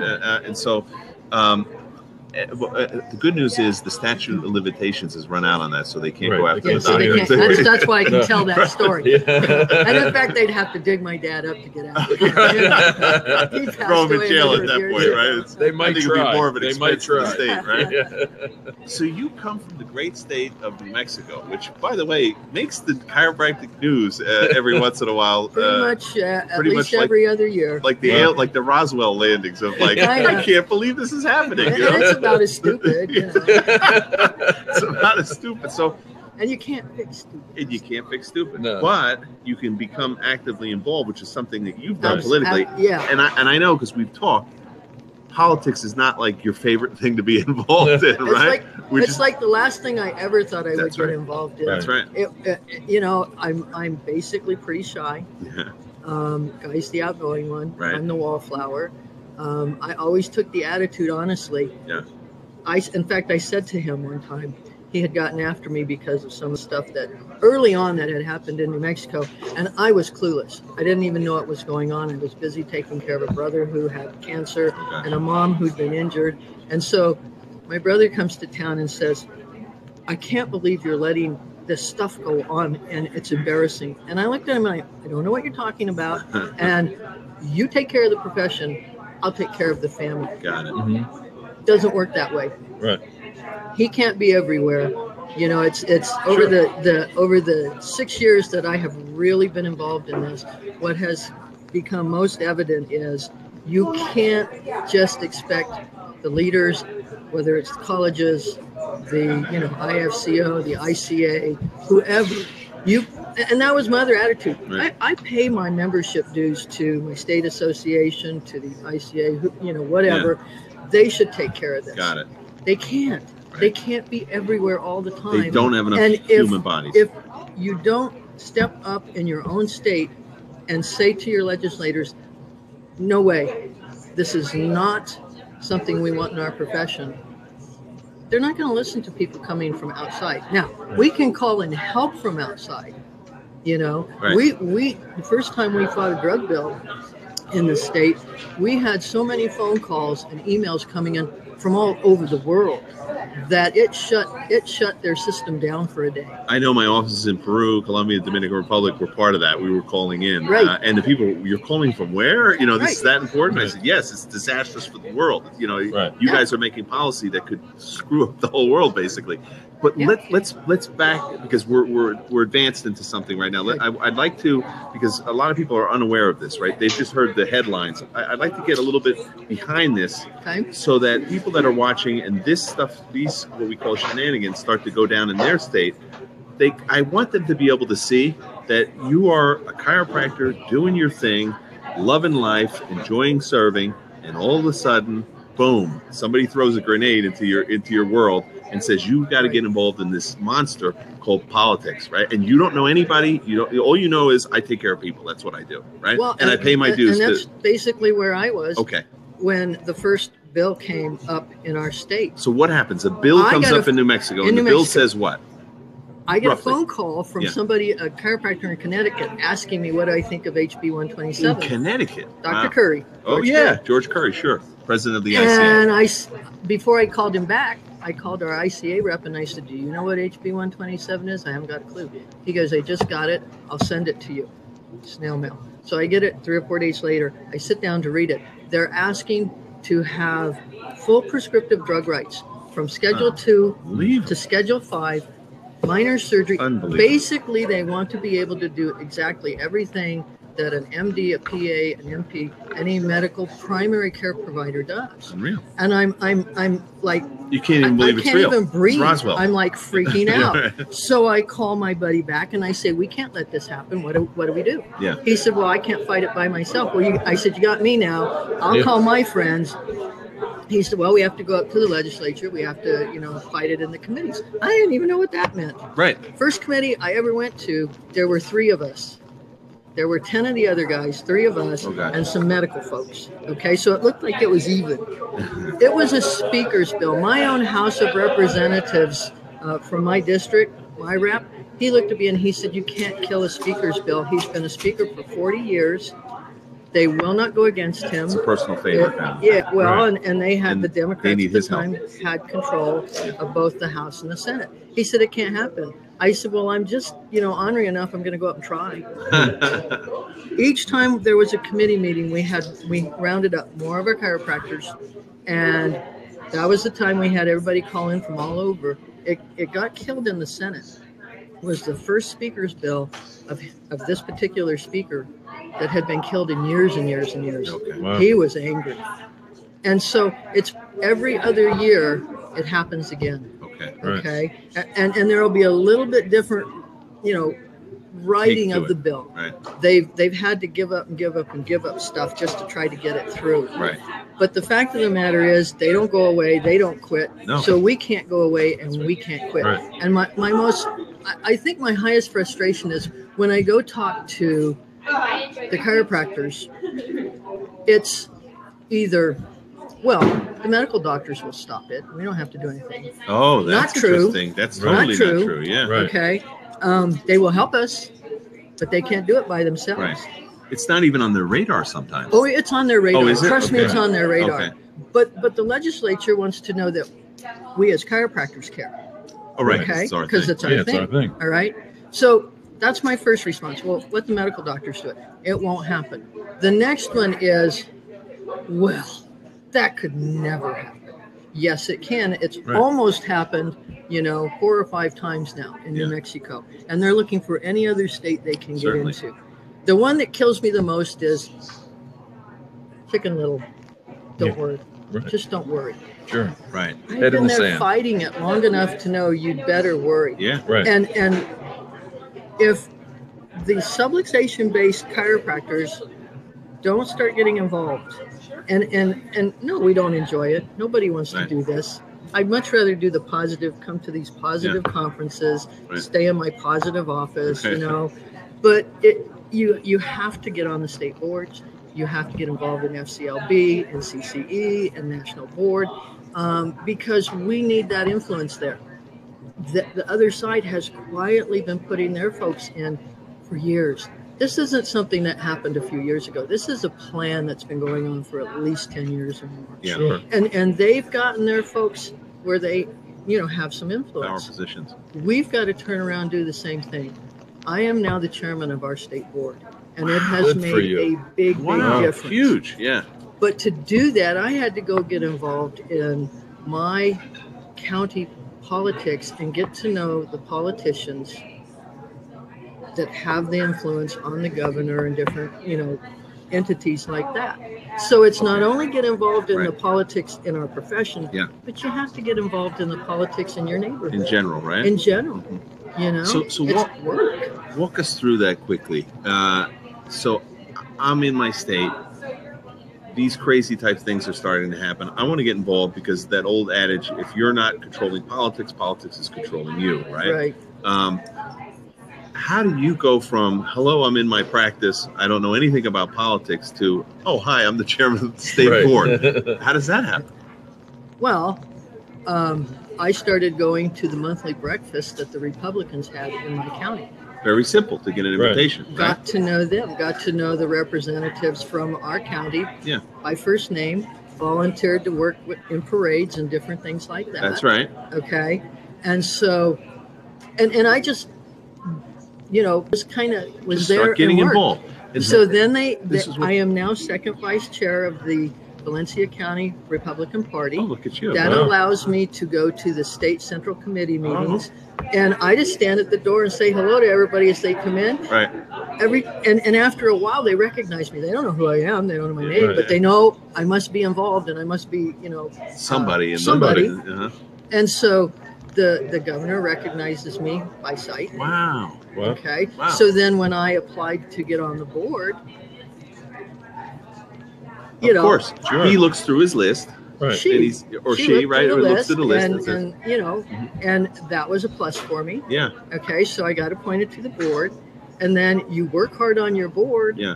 And you end up getting elected as the chairman. Right. By the way, one of the things that you have to be careful with when you're going to, you're trying this strategy to become a state board is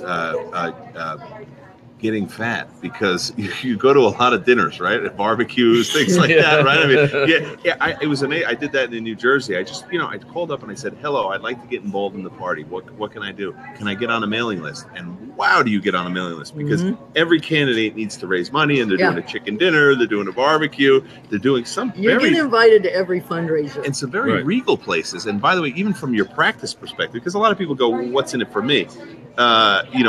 Besides the political aspect, it's helped my practice a lot as well, because I could tell you I'm connected with the power brokers in the community, right? In my personal experience, that's what's happened. Yeah. And so they're running for office. I'm the guy buying, $200, $300 plates, to go to eat a thing, and they start to know your name. And it's just like you said. Exactly. When they need a chiropractor or they need a chiropractic thing, they say, oh, that guy Schubel, he's here all the time. He always goes to all our dinners. The guy, I think he has an eating problem, but the reality is, all I'm doing is, and I don't expect them the first time I reach out my hand for them to know who I am. No. But I'm there. And it's like you said with this, the governor, by sight recognition, have seen you in so many events, you become normal to them. You're a normal person who's logical and who's supportive of them and their issues and their party. Right. And then when it comes time that you need something, and you say, listen, I'm a normal, rational, logical person that supports you. I need your help with this. Right. Great. Right. That's the end of story. That's the sale. But it's a long-term game. It's not a quick fix. Exactly. And I mean, one of my favorite quotes these days is the Ken Blanchard quote. It says there's a difference between commitment and the difference is, with commitment, you don't do it because it's convenient. Yeah. And you don't accept anything but results. Right. Okay. And I'm not quoting him correctly. Exactly. But exactly, I get the idea. Yeah. And so you just have to get the determination that I will do whatever it takes, legally and morally. I don't do anything, of course not. But I will do anything that I can to protect my profession. And if it means I have to go to chicken dinners, if it means that I have to get politically involved, if it means that I have a certain segment of chiropractors in New Mexico that hate me and will say nothing nice about me and troop up to the Capitol and complain to somebody fairly frequently. They're doing that again, going to the new cabinet secretary for boards and commissions and complaining about me. But I stick to the rules. Yeah. I follow the statute. There's, but I'm not liked. It's okay. Right. You have to be okay with some people not liking you. Right. If she's not liked, then she's effective. Right. And that is, you're moving people's cheese around as well. Like that idea. Yeah. So it sounds like, it's a challenging experience, but it sounds like it's very rewarding as well at times, right? Especially when you get the win. When you win. Wins are good. Well, I got to tell you, it's been a great pleasure to have you on the IFCO television program. I appreciate you coming here. Appreciate you being part of Mile High here as well. I appreciate it, because the word I want to get out is I want every single chiropractor to go back and read their statute and their rules and regs in their state. Yeah. And they will be shocked at what has been done when they weren't looking. Got it. And the problem is, like in New Mexico, we have the most broad scope of practice there is. It's almost everything. Yeah. They come around then later and say, well, because it says you can do these things, it's the standard of care, so now you must do them. Oh, boy. Yeah. Okay. Remember to thank Dr. Jack Borla. He set this up. If they start getting these things, your children and your grandchildren are going to go to a whole different kind of chiropractic training, because you're now going to have to teach this stuff. It's like back in the 70s when they wanted to do physiotherapy in California. Their argument always was, well, you don't have to do it if you don't want to. Now everybody has to take it. Right. They may not do it once they get out in practice, but they have to know it. They have to be tested on it. Do you want pharmaceuticals? Right. That'll eventually be a standard of care if people are not careful. You look at podiatry, dentistry, optometry, any of the others that have put pharmaceuticals in.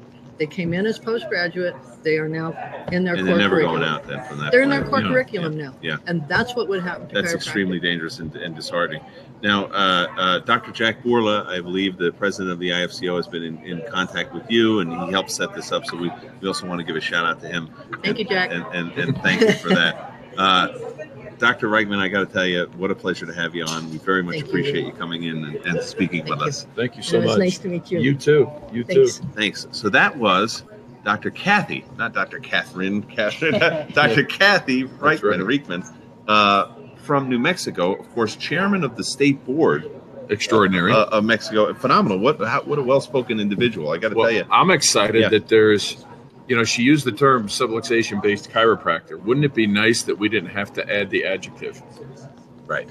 And we do for now. But it's great to hear. All right, so if there's somebody that did it, what's stopping you or I from doing it? Right. Or anybody else that's out there? Because we are the organizations. We're not, an organization is not just a check. That's right. It's our blood and our sweat and our tears. If the cause is worthwhile, and do you think checking spine so people live better lives just for the sake of a nervous system free of interference is a worthy cause, then get involved. Certainly get involved. So, folks, if you want more information, check us out at www.ifcochiro.org.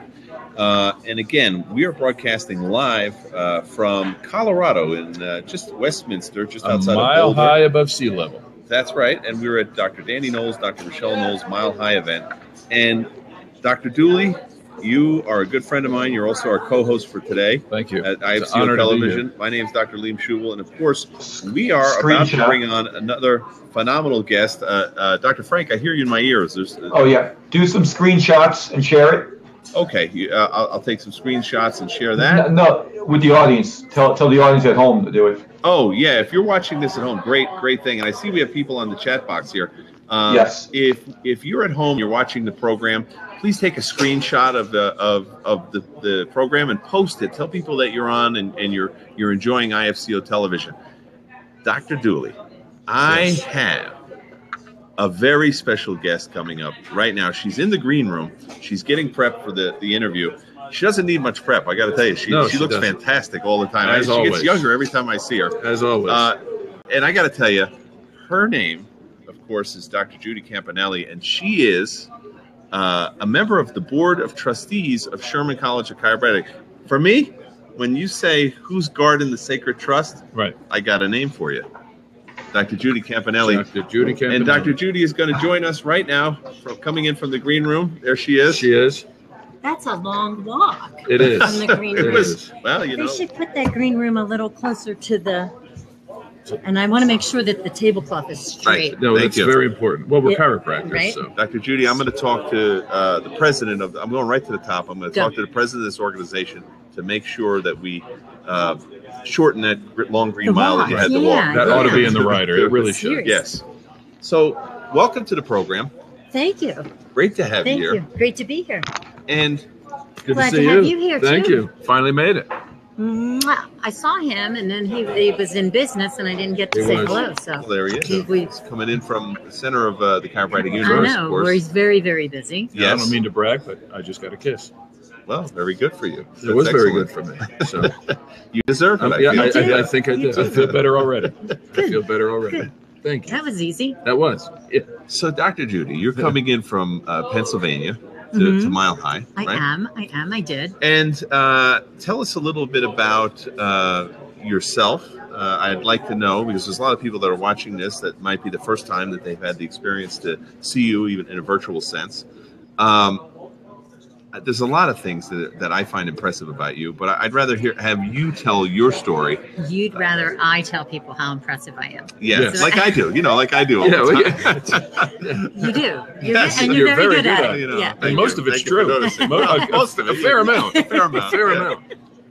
Well, it's funny that you say that, because Yes. when I was thinking about what we would talk about here, I thought, will they want to talk about IFCO? Yeah.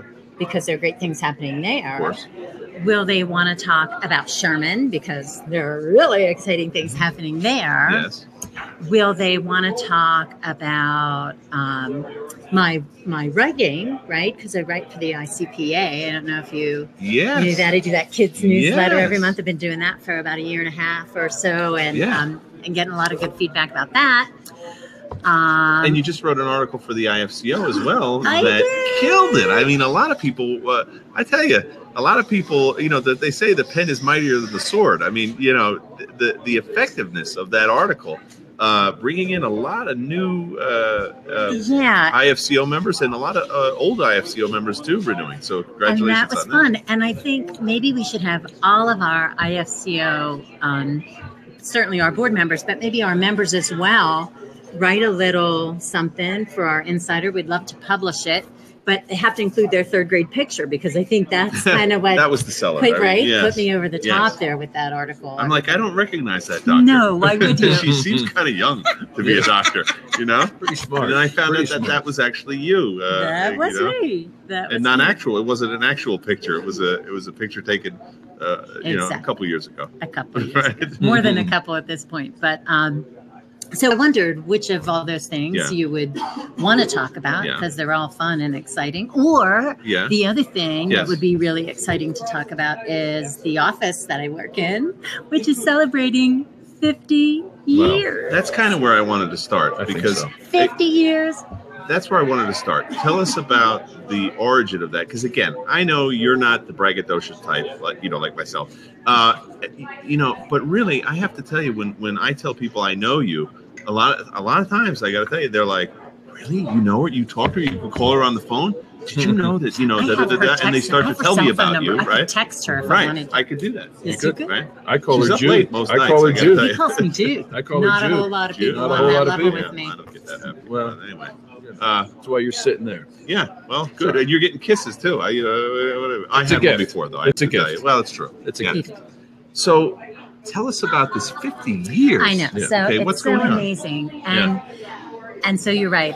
It's humbling for me. I don't take any credit for it. Obviously, I didn't start the practice. I practiced with Joe Strauss, who started the practice in 1967. Wow. 1967. Wow. And practiced with him for 20 years until he retired in 2013. And I took it over. I consider myself the second owner of the Strauss Chiropractic Center. Yeah. Because I'm confident that there'll be a third. Right. I can see this thing, 75 years, 100 years. And when I think about that, really, you guys, isn't that it? Yeah. Isn't that what we're trying to do here? Like lifetime care in lifetime practices and multi-lifetime, right? Like multi-generation, right? And chiropractic being a pillar in the community. Absolutely. Right. I had, so we start, because it's our 50th anniversary, and the way people come in our office, a lot of people, we recommend that you have your spine checked weekly. Okay. And so a lot of people have a day that they come. Yeah. So we have Monday people, we have Tuesday people, right? So if we celebrated our 50th anniversary on one day, we'd miss a lot of people. Yeah. Right. So what we decided to do was celebrate the 50 days leading up to the 50th anniversary in my office. Let's talk about abundance. I know. So so this week we had a party on Monday. Next week we're going to have a party on Tuesday. The following week we're going to have a party on Wednesday. Wow. And this way we'll have a party every day of the week for all the people that are coming in. Wow. It's generating a lot of talk, right? Because they're themed parties. Oh. Mondays was a beach party. I went in my bathing suit to the office, but it was a lot of fun. Obviously generated some talk because how often do you go see you could do this. Okay. I heard you had a record number of patients that day. Well, I'll tell you what we had. We did have a lot of people in the office. We're a busy office. Yeah. But one of the during this time, this 6-week period, we're honoring people who have come 20 years or more to our office. So that's part of like the educational process that's going on. And we had, I'm so proud of this, again, not because of me, but because of Dr. Joe and all the other chiropractors who practiced in that office. We had 59 people Monday. Yeah. Who've been coming 20 years or more. There it is. Amazing. I don't think I've ever heard anything like 59 that. 59 people. I mean, we saw 3 times that, 4 times that, right? Yeah. But 59 of those people have been coming 20 years or more. And it brings a tear to my eye because I think, and that's not me, but that's chiropractic. It is. That is chiropractic, that people would stay in an office. Yeah. Joe had probably 6 or 7 associates outside of myself over the years. Yeah. And I've had 3 since I've taken over. And these people are finding a person that works for them on a day that works for them, so that they and their families, right, can come for a lifetime. And it's really amazing. and not a lot of people have the pleasure of practicing in a practice that's been around that long. But I'm telling you, when you see that, when you have the pleasure of that, it's incredible. And the stories that come with all these people, you know, when we talk about chiropractic's not about disease, you know, we don't work with disease. That's not our gig. We work with what's right in the body, right? And we're affecting people so that they can be a better version of themselves, whatever that means for that individual on that given day, right? And to see that over 20, 30, 40. My longest standing practice member right now is 49 years. Literally. Started with Dr. Joe in 1968. He's in his late 80s, you know. I know. And so it just kind of like... Now, imagine someday that's normal. Right. That's an amazing accomplishment. It's a huge deal. Imagine if that was, imagine if that was Don't imagine. Normal. It's going to be that. There you go. It's going to be that. When you think about it, really. I mean, chiropractic's not that old. That's a good point. That's a good point you make. And we certainly didn't have 60, 70,000 chiropractors even 30 years ago, right? So yes. Now, Dr. Judy, I'm very curious because you mentioned good things happening at Sherman College of Chiropractic. And I thought about it. When I look at the guests that we have here, you know, besides my co-host here, we haven't had a chance yet to talk about all the great things. No, we haven't. So if you could share with us about Sherman College. I would love to do that. And it's kind of part of what I consider to be another badge of honor that I wear, because I took over, I don't know if you knew this, I am on the board of trustees, but I took over the vice chairmanship after one of its most... renowned vice chair. If you ask him, that's what he'll say. Retired. And really, again, humbled to have filled the shoes of. So I have to bring you the donuts. But I'll bring this back. I'll bring this back. I was scared to death to give up the position, right? Because it's like I imagine what Dr. Joe would feel like. I'm leaving my practice, and again, but to have that, I know what Joe felt. Dr. Joe Strauss leaving the practice to you is the same way I felt passing the baton to you. Just like, I have no concerns whatsoever. You shouldn't. I know this. I know the sacred trust, and it's growing. And fabulous things are going on there. They really are. Sherman, you know, I've been a fan of Sherman for a long time. I think we're at 42 years, 43 years. 1973. 43. It will be 44 years. Okay. Yep. October 73. Okay. So we had some very interesting times over those 43 years, Whenever you say interesting. And by interesting, I mean, we, like anything, life, you know, things have a life of their own, and you have good years and you have bad years, and there have been good years and bad years in chiropractic. And so Sherman's moved through all those, like all the schools have, right? But Sherman started as a very small school.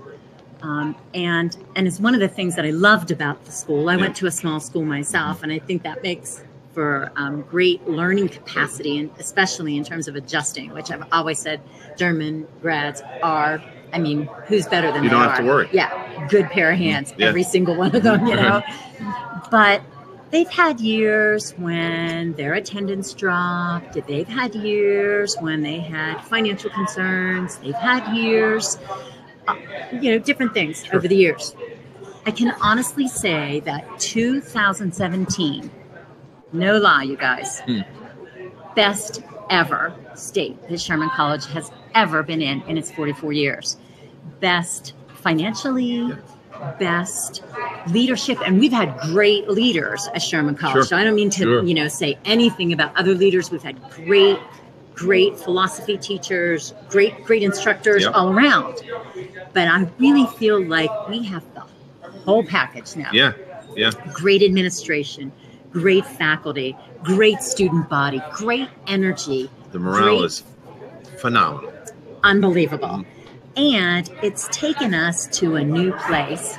And I'm just so excited about the changes that are happening on Sherman's campus because we're growing, because we're doing so well, and because our leaders are so phenomenal. They have a vision to get even bigger, to grow even more, to teach more students, really to, if we're the Mecca at Sherman, if it's where chiropractic lives, to grow that family, like we're growing offices, right. To be 50-year offices or 75-year offices. It's the next natural step in Sherman's history. We'll look back at it and we will say, wow, do you remember when we said we need to build on where the plans that the administration and the Board of Trustees have for Sherman in the next few years is just as exciting as anything that's happened there since it's been founded. Well, yeah, they had, I remember going to visit Sherman back when I was taking boards, and we're talking in the early 90s, and it really had the feeling like, really, this is a school? Like, I mean, it was almost like it was like a converted high school or something like that, It has all that acreage, beautiful acreage, beautiful property. Surrounded, gorgeous property, right? Right. And so Dr. Ed Cordero, when he took over, he said, listen, this is a premier institution. This is gold standard, excuse the pun, right? In some sense, right? This is, we're top level. We have to create an environment that's congruent, that matches that, right? We're first class. We provide a first class education. We have first class instruction, first class faculty, first class students. Why don't we create a first class environment? And he started a renovation project. And I got to tell you, people were, whenever you start moving cheese around, right? People start to flip out. You make some enemies, right? Change things and you start making some enemies. But I got to tell you, those enemies then converted into friends because they finally got the vision and they saw where things were going and they said, oh, we're really going to take this thing to another level. It's not just talk, blah, blah, blah, And so that's been very exciting to watch, both on the inside and now on the outside perspective, to see that continuing. Absolutely. It just keeps getting better. Absolutely. Not only just the infrastructure, but, they brought on Dr. Christopher Kent, for example, to go through the whole curriculum. Crazy. And teach all pathology from a vitalistic standpoint, or chiropractic standpoint. Yep. Teach biochemistry from a chiropractic standpoint. So you don't think, because this is the biggest, we travel around to different schools. One of the biggest weaknesses of many chiropractic colleges is the students graduate. They don't know who they are. They don't know what they're doing as a chiropractor. They don't know why they're even in it anymore. They thought, now how can they possibly succeed? How can they possibly succeed? And I love this thing that you guys have going. We're obsessed with your success, right? Where do you hear that? The whole faculty, the whole administration, everybody that's involved with Sherman College is obsessed with the student success because they recognize these people are going to be our colleagues. Do we want our colleagues to be strong, or do we want them to be a hodgepodge of people that are coming into our communities and further muddying up the waters of clarity as to what we do as chiropractors and why? Sure. Huge changes. Yeah. So in that part of that program, the success program that they have down there, they're committed to that. I was so excited to hear Dean DePice and the TLC network that started down there.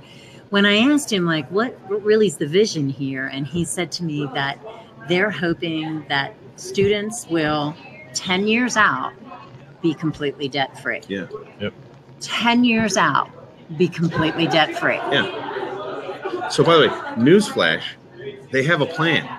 They totally have a plan. They have a plan. Again, not willy-nilly. And they have somebody that has a proven track record to be able to execute those types of plans. People rave about Dr. Dean DePice's mentoring in the areas where many chiropractors are weak. He's a great guy. He's a great guy. Great guy. We're so blessed to have him. You're blessed to have Christopher Kent, Arlen Rossi. I mean, yeah. And you're right. So now I'd like, the structures, the camp, the facility itself will match that high level that we have at Sherman in every other regard, and we're seeing it happen. So they remodeled the Olson building down there, right? Looks beautiful, so nice. Gorgeous. And they started now renovations up on the hill, and they're going to be building an entirely new structure. Huge, beautiful. I welled up when I saw the pictures. I honestly did. Like, that is what Sherman should be. First class. Beautiful, everything. First class. Yeah, and that's thanks to so many people, really. Certainly, Dr. Cordero and his team.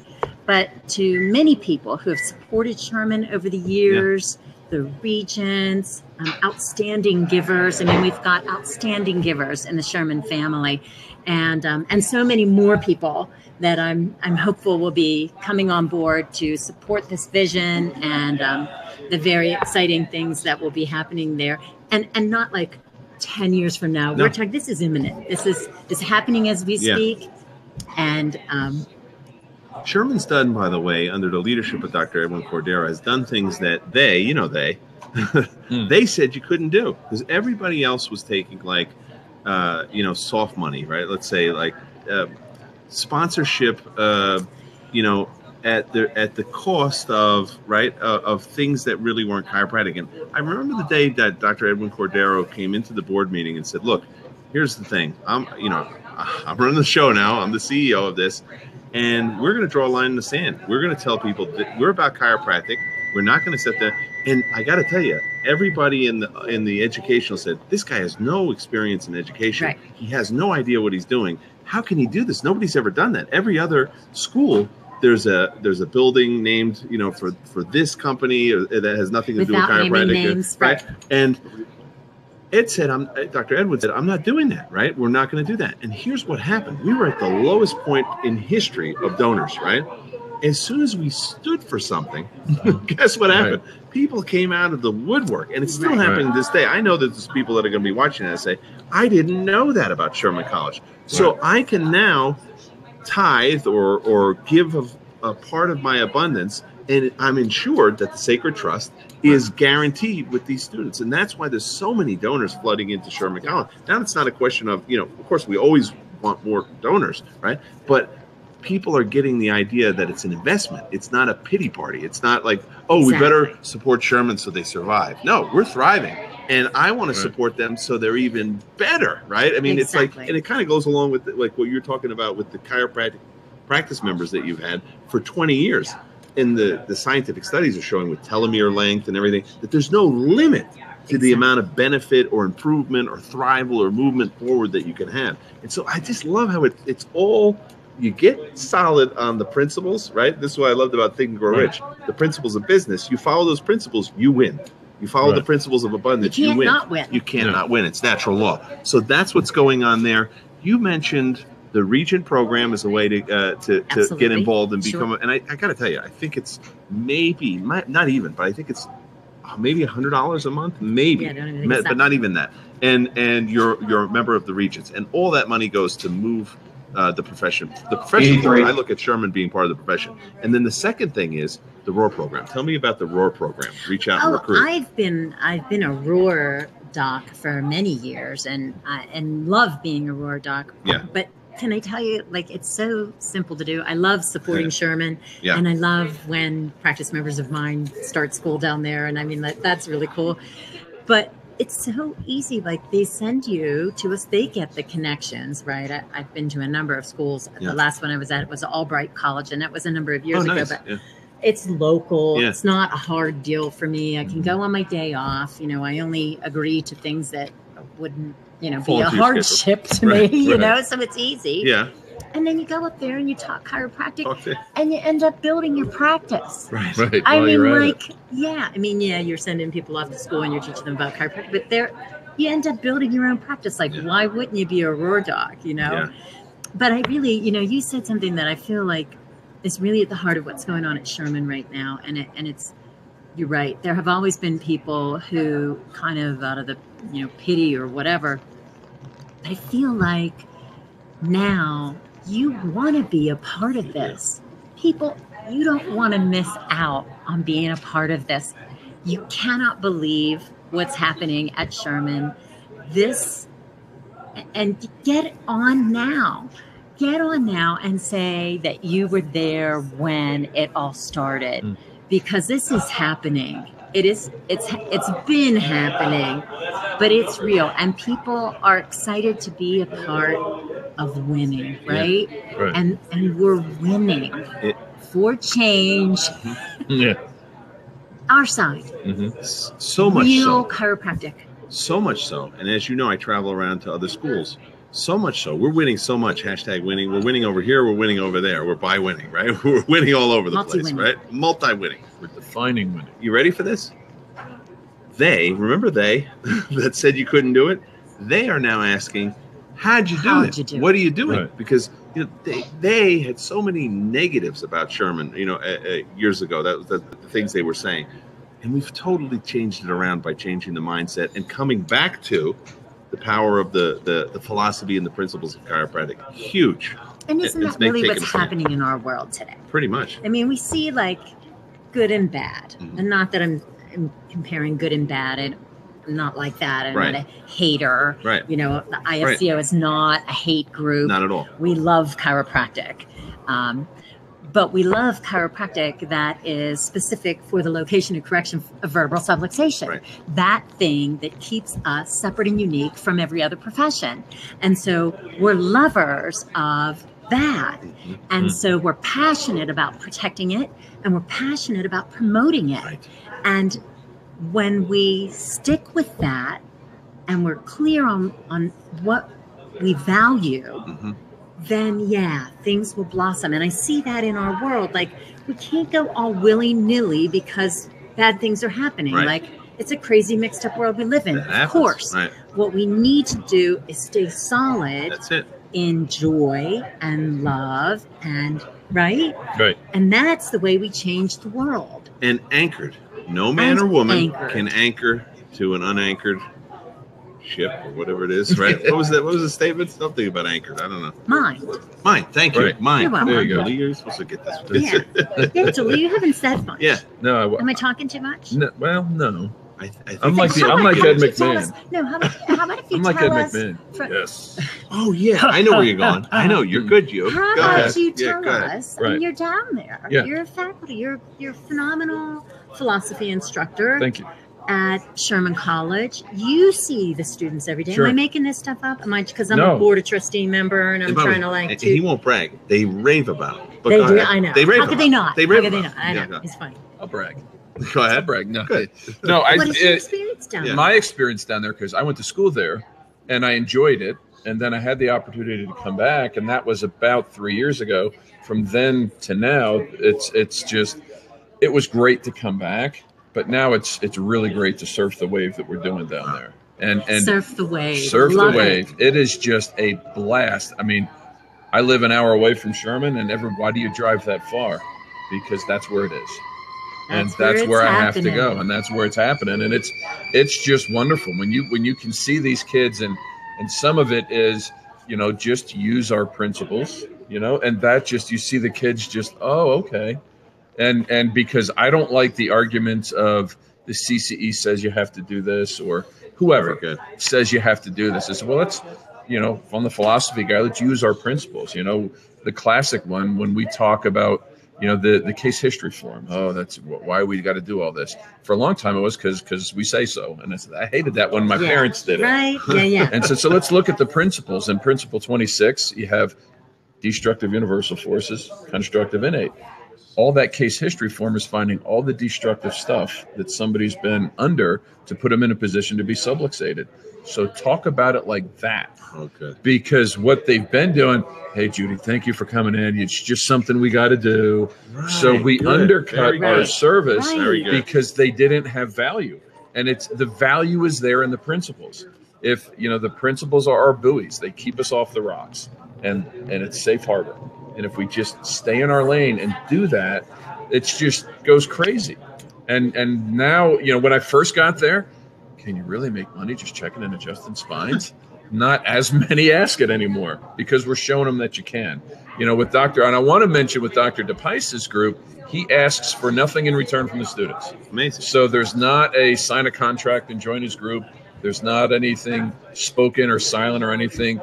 They come in, he brings docs that give up a day of practice. All they get compensated for are travel expenses, so we don't pay them other than reimburse them for travel expenses. Yeah. And they just give and they love and they share with the students and say, these are the bits and pieces that no chiropractic school has ever, except now Sherman, teaches.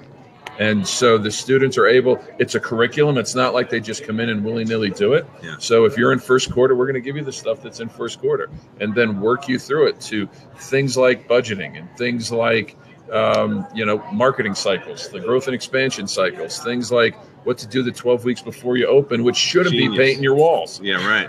Or making your paperwork or that other stuff. It's getting out so that when you turn that key, you have a load of people to where 49 years later, you'll be having the same story as Strauss Chiropractic. Right. Yeah.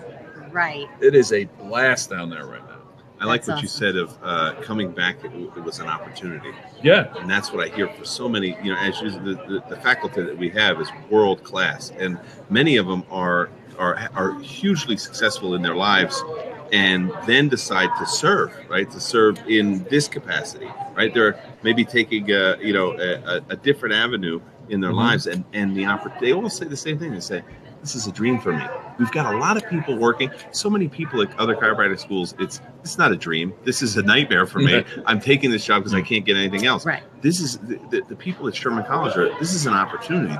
We're on a mission bigger than ourselves, and that starts right from the board of trustees to the president of the school, vice president, administration, faculty, staff, even the people that are working, making sure the bushes are they're all under chiropractic care. They're all part of the mission. Right. And I mean, that's it really is an amazing family. thing. It's and really that's what family. I meant by I feel like people will want to get involved now. Yeah. And obviously financially that would be wonderful, but I mean, showing up at Lyceum, Come to Sherman Showcase. We have 4 of those a year where it's usually for prospective students, but I'm sure they'll be fine if you just want to come down. Absolutely. And just spend a weekend and just check it out. That's all we'll ask right now. Yeah. Just check it out and see it's for you. And I know that you will think it is.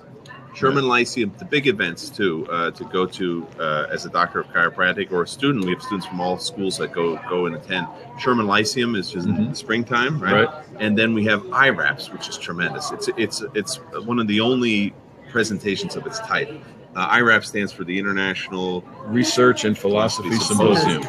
So it's philosophy and science again, because not pie in the sky. No, and I know people say, well, we had it, we talk about the 3-legged stool, but it's more a pyramid. Your philosophy is the base of that pyramid. You can take it away and still have science and art above it, but it's a much less of an impact. Yes, very good. So you need that philosophy that holds it up because that asks the questions that science goes and finds the answers. Exactly. I like that. Yeah. I like that. We've talked about the 3-legged stool for 25 years. Right. No, it's more a pyramid. Sure. Totally is. This is why he's the professor. That's right. This is why he's the professor. So, I got to tell you. Bill Decken. I just wanted to say that. You have to say Bill Decken. Right? You can't say Sherman, and not say Bill Decken, right? Okay. Right, chairman of the philosophy. He is. He's the chairman of the department. Great team. Bob Irwin as well. Phenomenal. So many good people. Yeah, so many good people, and we leave them all out, right? But they're fantastic. I got to tell you, our time just flew. So what are we going to talk about now? Yeah. That was the warm up, right? Was that not the warm up? No, the challenge always is how do we shut up, right? Because we're talking about something Liam, we love, right? Apparently, you don't. I don't. That's why you just keep I really don't. Isn't it? By the way, I'm on 2 hours. I'm working on 2 hours sleep. This is how I roll. You talk right through your sleep at night? Talk right through my sleep. My wife, the good thing is she speaks Thai, so she doesn't understand a word I say. So it puts her to sleep. It's like and text at the same time. That's right. I'm on Facebook. I'm posting. I'm doing all kinds of things. It's not automatic. It's me. So anyway, we've got a final guest coming up here, but before we bring her on, I just want to say thank you, Judy, for everything that you do. I mean, the Sherman College, again, taking on that position.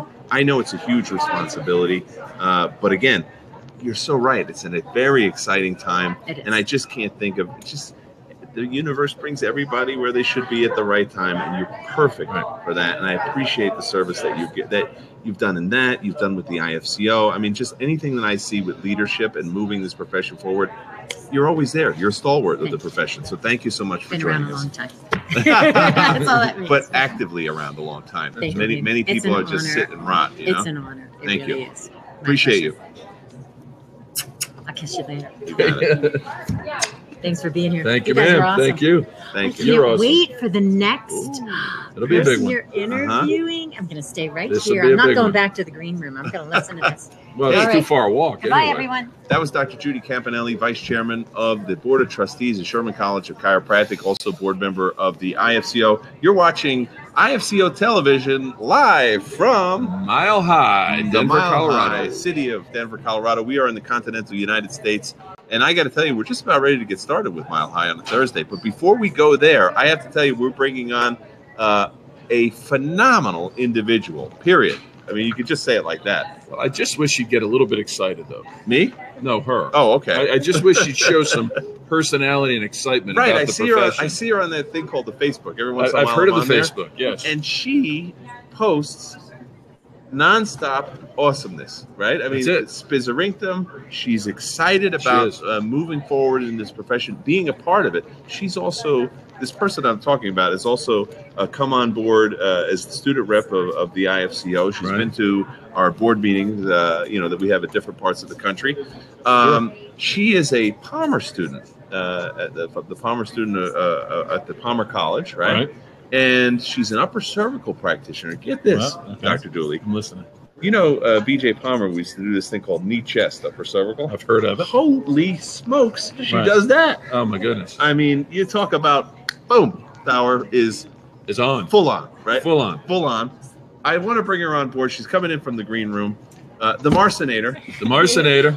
We've got the Marcinator is with us. Marcy McKenna, of course, hailing from Iowa, right? The People's Republic of Iowa. And what town is that in Iowa? Geyser. Geyser, right?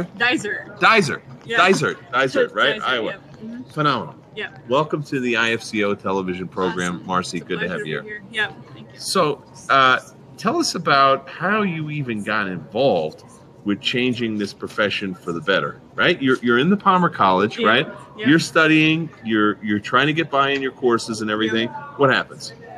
Well, it started from week one of life. My mom actually was educated by her chiropractor to bring my brother and I to be adjusted from birth. So yeah, so it was really great way to start. And then when I was 16, that's when I started working there at the office, and I did filing at the office. Whose office was that?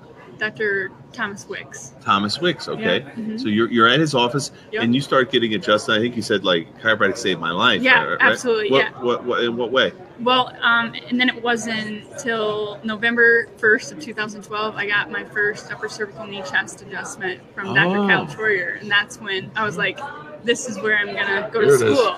And that's when I called you, actually, as I talked to you on the phone, and that's when I was going to go to Palmer. And it was 6 months prior to starting Palmer, and that's when I signed up for Schubel Vision. Nice. And that was that was that same month that I started Palmer. So. Oh, that was right at the beginning. Yeah. I'm getting old, Dr. Dooley. I got to tell you, that seems like just like Time yesterday. flies. And here we are. We're going to be talking to Dr. McKenna pretty soon. Yeah, soon to be doctor. How long is it?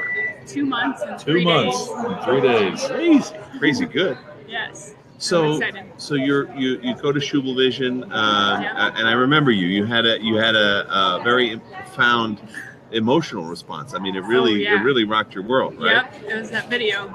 Right, Yep. and then you got involved. Yep, I mean, and that was that's part of the right. message of Yeah. Schubel Vision was, Yeah. okay, we're going to teach you how to be successful in practice, but here's why. Right. Because we expect you to give back of your own abundance. You're going to be starting to support Sherman College. Yeah. And you're a huge supporter of Sherman College. You're always on the Sherman Connect calls every Monday night. Every Monday. Absolutely. It was just, it was, even my mom was like, remember, Sherman Connect. Sherman Connect. Yep. Like, I know it.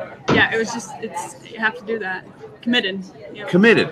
And you're committed. You joined the IFCO, right? And then you started to push the IFCO at the Palmer School, right? Yep, that wasn't something that anybody knew about. Yeah, started that. Yep. That was awesome. And so now here you are. You've got a couple months until you're Dr. McKenna, right? Yeah. What advice would you give? Because I'm sure there's a lot of students out there that are probably how you used to be. They're in their first quarter. They're a little confused, maybe, right? Absolutely. You weren't confused, but I mean, they were a little confused about what am I doing here? Is this the right thing? What should I be doing in school? What's important? What's not as important? What should I be focused on? you've just gone through the gamut, right? Yep, yeah. What advice would you give to students that would be watching right now? Yeah, it's definitely find your mentor and know exactly what they do, and then find out like how they can help you. You know, just like you guys have guided me. Like, and so that's exactly one of the biggest things. And you know, diving into those green books, knowing your philosophy, and you know, just finding it for yourself, not letting, you know, holding back, just getting after it. And you got to get involved, just being proactive about it. So how do you do that among the rigors of chiropractic school? Well, I found it like it was actually helped me push me even further, right. Just to do those things. I just tried to, you know, find the time and made time for it. So. And did you find yourself like I kind of get the idea that you weren't comfortable doing that at first, right? No. Did you get yourself outside of your comfort zone? Really out of my it was comfort very zone. difficult, Yeah, right? Absolutely. And you pushed through that. Oh yeah. Right? Mm-hmm. So that's huge. Yeah. Because a lot of people, when they see me speak and everything, they think I came out of my mom's womb like this, you know? Yeah. I used to be very quiet, very shy. I had frankly a low self-esteem. You know, I used to call, I was poor. I used to call American Express. They'd say, "Please leave home without it." You know, it was horrible, right? Yeah. And we gradually moved ourselves out of it. And you did the same thing. Absolutely. You just said, "Okay, if it is to be, it's up to me. I'm going to make this happen." And I like your advice because I mean, even Tony Robbins, a friend of ours, says, "Success leaves clues." Right? So why try to reinvent the wheel? Right. Why not start? Why not make a decision? We talk about in Think and Grow Rich, right? Yeah. You make a decision of what it is specifically that you want. You've been very clear on that since the day I met you. Yeah. This is exactly what I want to do, but I want to get the skills to do it most optimally. You know, and that's where you picked up those mentors. I know recently you took a trip to Orlando, and you were there getting some further education on tell us a little bit about that. Yeah, we spent the 2 days there, and we learned more about how to, you know, the scripts and learning like the best way to, you know, be there for a practice member and help them, you know, understand what we do and, you know, guide them through the office and stuff. So. This is part of what program? New Beginnings. Oh, New Beginnings is called. It's like a coaching program, if you will. Got it. Yeah. So you're there, and they're teaching you different kind of strategies to make it happen. That's so exactly again, right. by the way, I'll just tell you this: future fledgling chiropractor, as Dr. Fred Barge used to say. Yeah. They're going to look at you someday, because they do it to me, and I know they do it to you, Dooley. They're going to look at you someday, and they're going to say, "Oh, how lucky she is!" Right? Right? As if everything just fell into place. Yeah. And you know, I often say, you know, when I'm working in groups that we've been struggling for quite some time, pushing what feels like uphill, you know, and I say, you know, they're going to look back at us someday, and what you're going to see is we're going to become an overnight success after 20 years of working our tails off. Right? Exactly.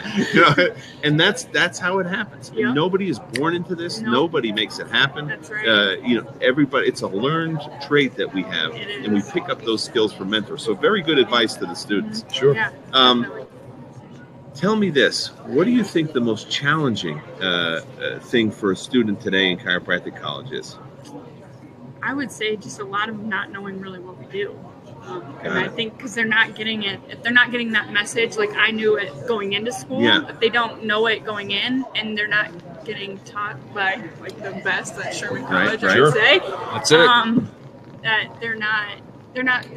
they may never have a mentor or know that exactly what's the truth, and you know, and they may just not think like, okay, I need to read a green book because they don't know what a green book necessarily is. Right. That's one. And the second thing is, and you mentioned it before with the CC accreditation, many times the idea, and it's actually an understandable, logical, rational thought process, is I'm going to go to chiropractic college. Right. At chiropractic college, they're going to teach me how to be a successful chiropractor. Right. Not true. Right. What they're going to teach you, and I'm not talking about Sherman now, I got you. Right. Many chiropractic colleges that are CC accredited, they're going to teach you how to get a license to practice chiropractic, right? Yeah, it doesn't matter what chiropractic college school you go to. If it's CC accredited, you graduate, you've done your homework, right? You're going to pass the boards, and you're going to get your license. Yeah. Right. But if you think that's everything, are you in for a great deal of surprises, right? And they might not be the nicest of surprises that you've ever had. No. So that's one of the things I love about Sherman, and I love about you is that even, you know, whatever school a person's at, that doesn't condemn, and I'm not saying that being at the school would condemn you, but I'm saying in some schools, because they're not getting maybe exactly the quality of education that Sherman would have, they might feel condemned to, oh gosh, I'm never going to be. You've actually looked for that in all places. And so that's a huge testament really to your persistence and your desire and your understanding of this is the outcome I wish to have, and this is why we call you the Marcinator. You do not quit until you get what it is that you want. And I say another thing out of admiration, because as I travel around, I hear a lot of people talking about you and your Facebook. You've really, taken yourself from a position of I'm a student. Dave Tran's another guy who's done this, right? Absolutely. To, my goodness, everybody in the profession knows who you are. You know what I mean? So it's a lot of fun. It's very interesting because you're excited and you're spizzed up. And it was one of the interviews, just to start out, that we had here, Dr. Dooley, was the doctor was talking about the importance of spizzerinctum. Actually, it wasn't the doctor. It was Tristan Schaub from Cairo Sushi. He was saying, a lot of people shoo motivation and spiz and everything. Hey, listen, everybody loves to be around or connected with somebody who's on fire. They just love to watch them go burn, right? They love to watch enthusiasm. By the way, here's a little tip for the viewers. Do you know that a lot of my CAs, I get them from Starbucks? Do you? Yeah, because they're so excited about the cup of coffee and everything. I go, listen, if you're excited about this, you're great at selling this coffee. You're going to love this chiropractic thing. So I admire you for what you've done in the social media realm and just moving this profession forward from your perspective as students. So many people think as students they can't make a difference. You certainly have. So it's been a great pleasure for us to have you on the IFCO television program for this interview. Any final parting words you'd like to say to the audience? I'm just really excited to be here, and whoever isn't at Mile High this year needs to get here next year. So. There we go. Such a great point. Very good. Thank you so much, Marcy. We appreciate having you on here. Yes, thank you, Marcy. Thank you. Yep. Well, I got to tell you, what a smash hit program we lined up for you today. Did I tell you or did I tell you? That was incredible. So, Dr. Dooley, I really do appreciate you. Number one, for everything that you do for chiropractic. Number two, for everything you do for Sherman. 1, 3, for everything you do for the people that you serve. But I also appreciate you taking the time out of your busy schedule to join us here today on IFCO television. A lot of times, if you're just doing this solo, like the whole time, it's like, it's very intensive, but having you here has been fantastic. I appreciate your input. And I got to tell you, audience, I appreciate you as well, because this is the reason we do this IFCO television. What I'm going to ask for you in return, there's always has to be an interchange. If you found value in this, please share this on social media, on your Facebook, your Instagram, what have you, your Twitter. Share this information so that people can find out about the IFCO, the changes that we're doing, the positive things that we're doing in the world, and get tuned in to the future success of chiropractic. As you stated, this is a wave that we got going on.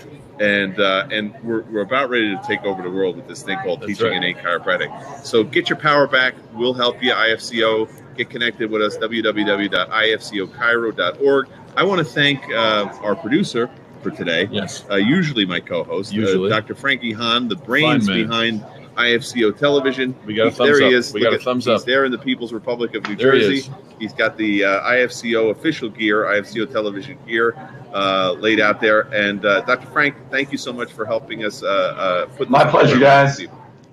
Thank you. Appreciate it. So that's about it. My name is Dr. Liam Schubel, Dr. Brian Dooley, Dr. Frank Hahn there in the People's Republic of New Jersey. Together, we've brought you another edition of IFCO Television, broadcasting live from Colorado. Mile High. Mile High, a production of Dr. Danny and Rochelle Knowles, who we very much appreciate all the service that they've got to the profession. I'm getting excited. We're about ready to start the program. Some of the who's who in chiropractic is passing by, and I just saw Dr. Jay Komarick. I saw another board member at Sherman College. The red carpet looks impressive. Stetzel, the red carpet. We've got some of the heroes and the celebrities of the profession moving around. They're shaking hands. They're kissing babies. They're adjusting babies and horses and cats and everything else. It's fantastic. So thank you so much again for joining us for IFCO Television. This is Dr. Liam Schubel and Dr. Brian Dooley signing off. Love you and appreciate you. CWD is imminent. Resistance is futile. Schubelator out. Doolinator out.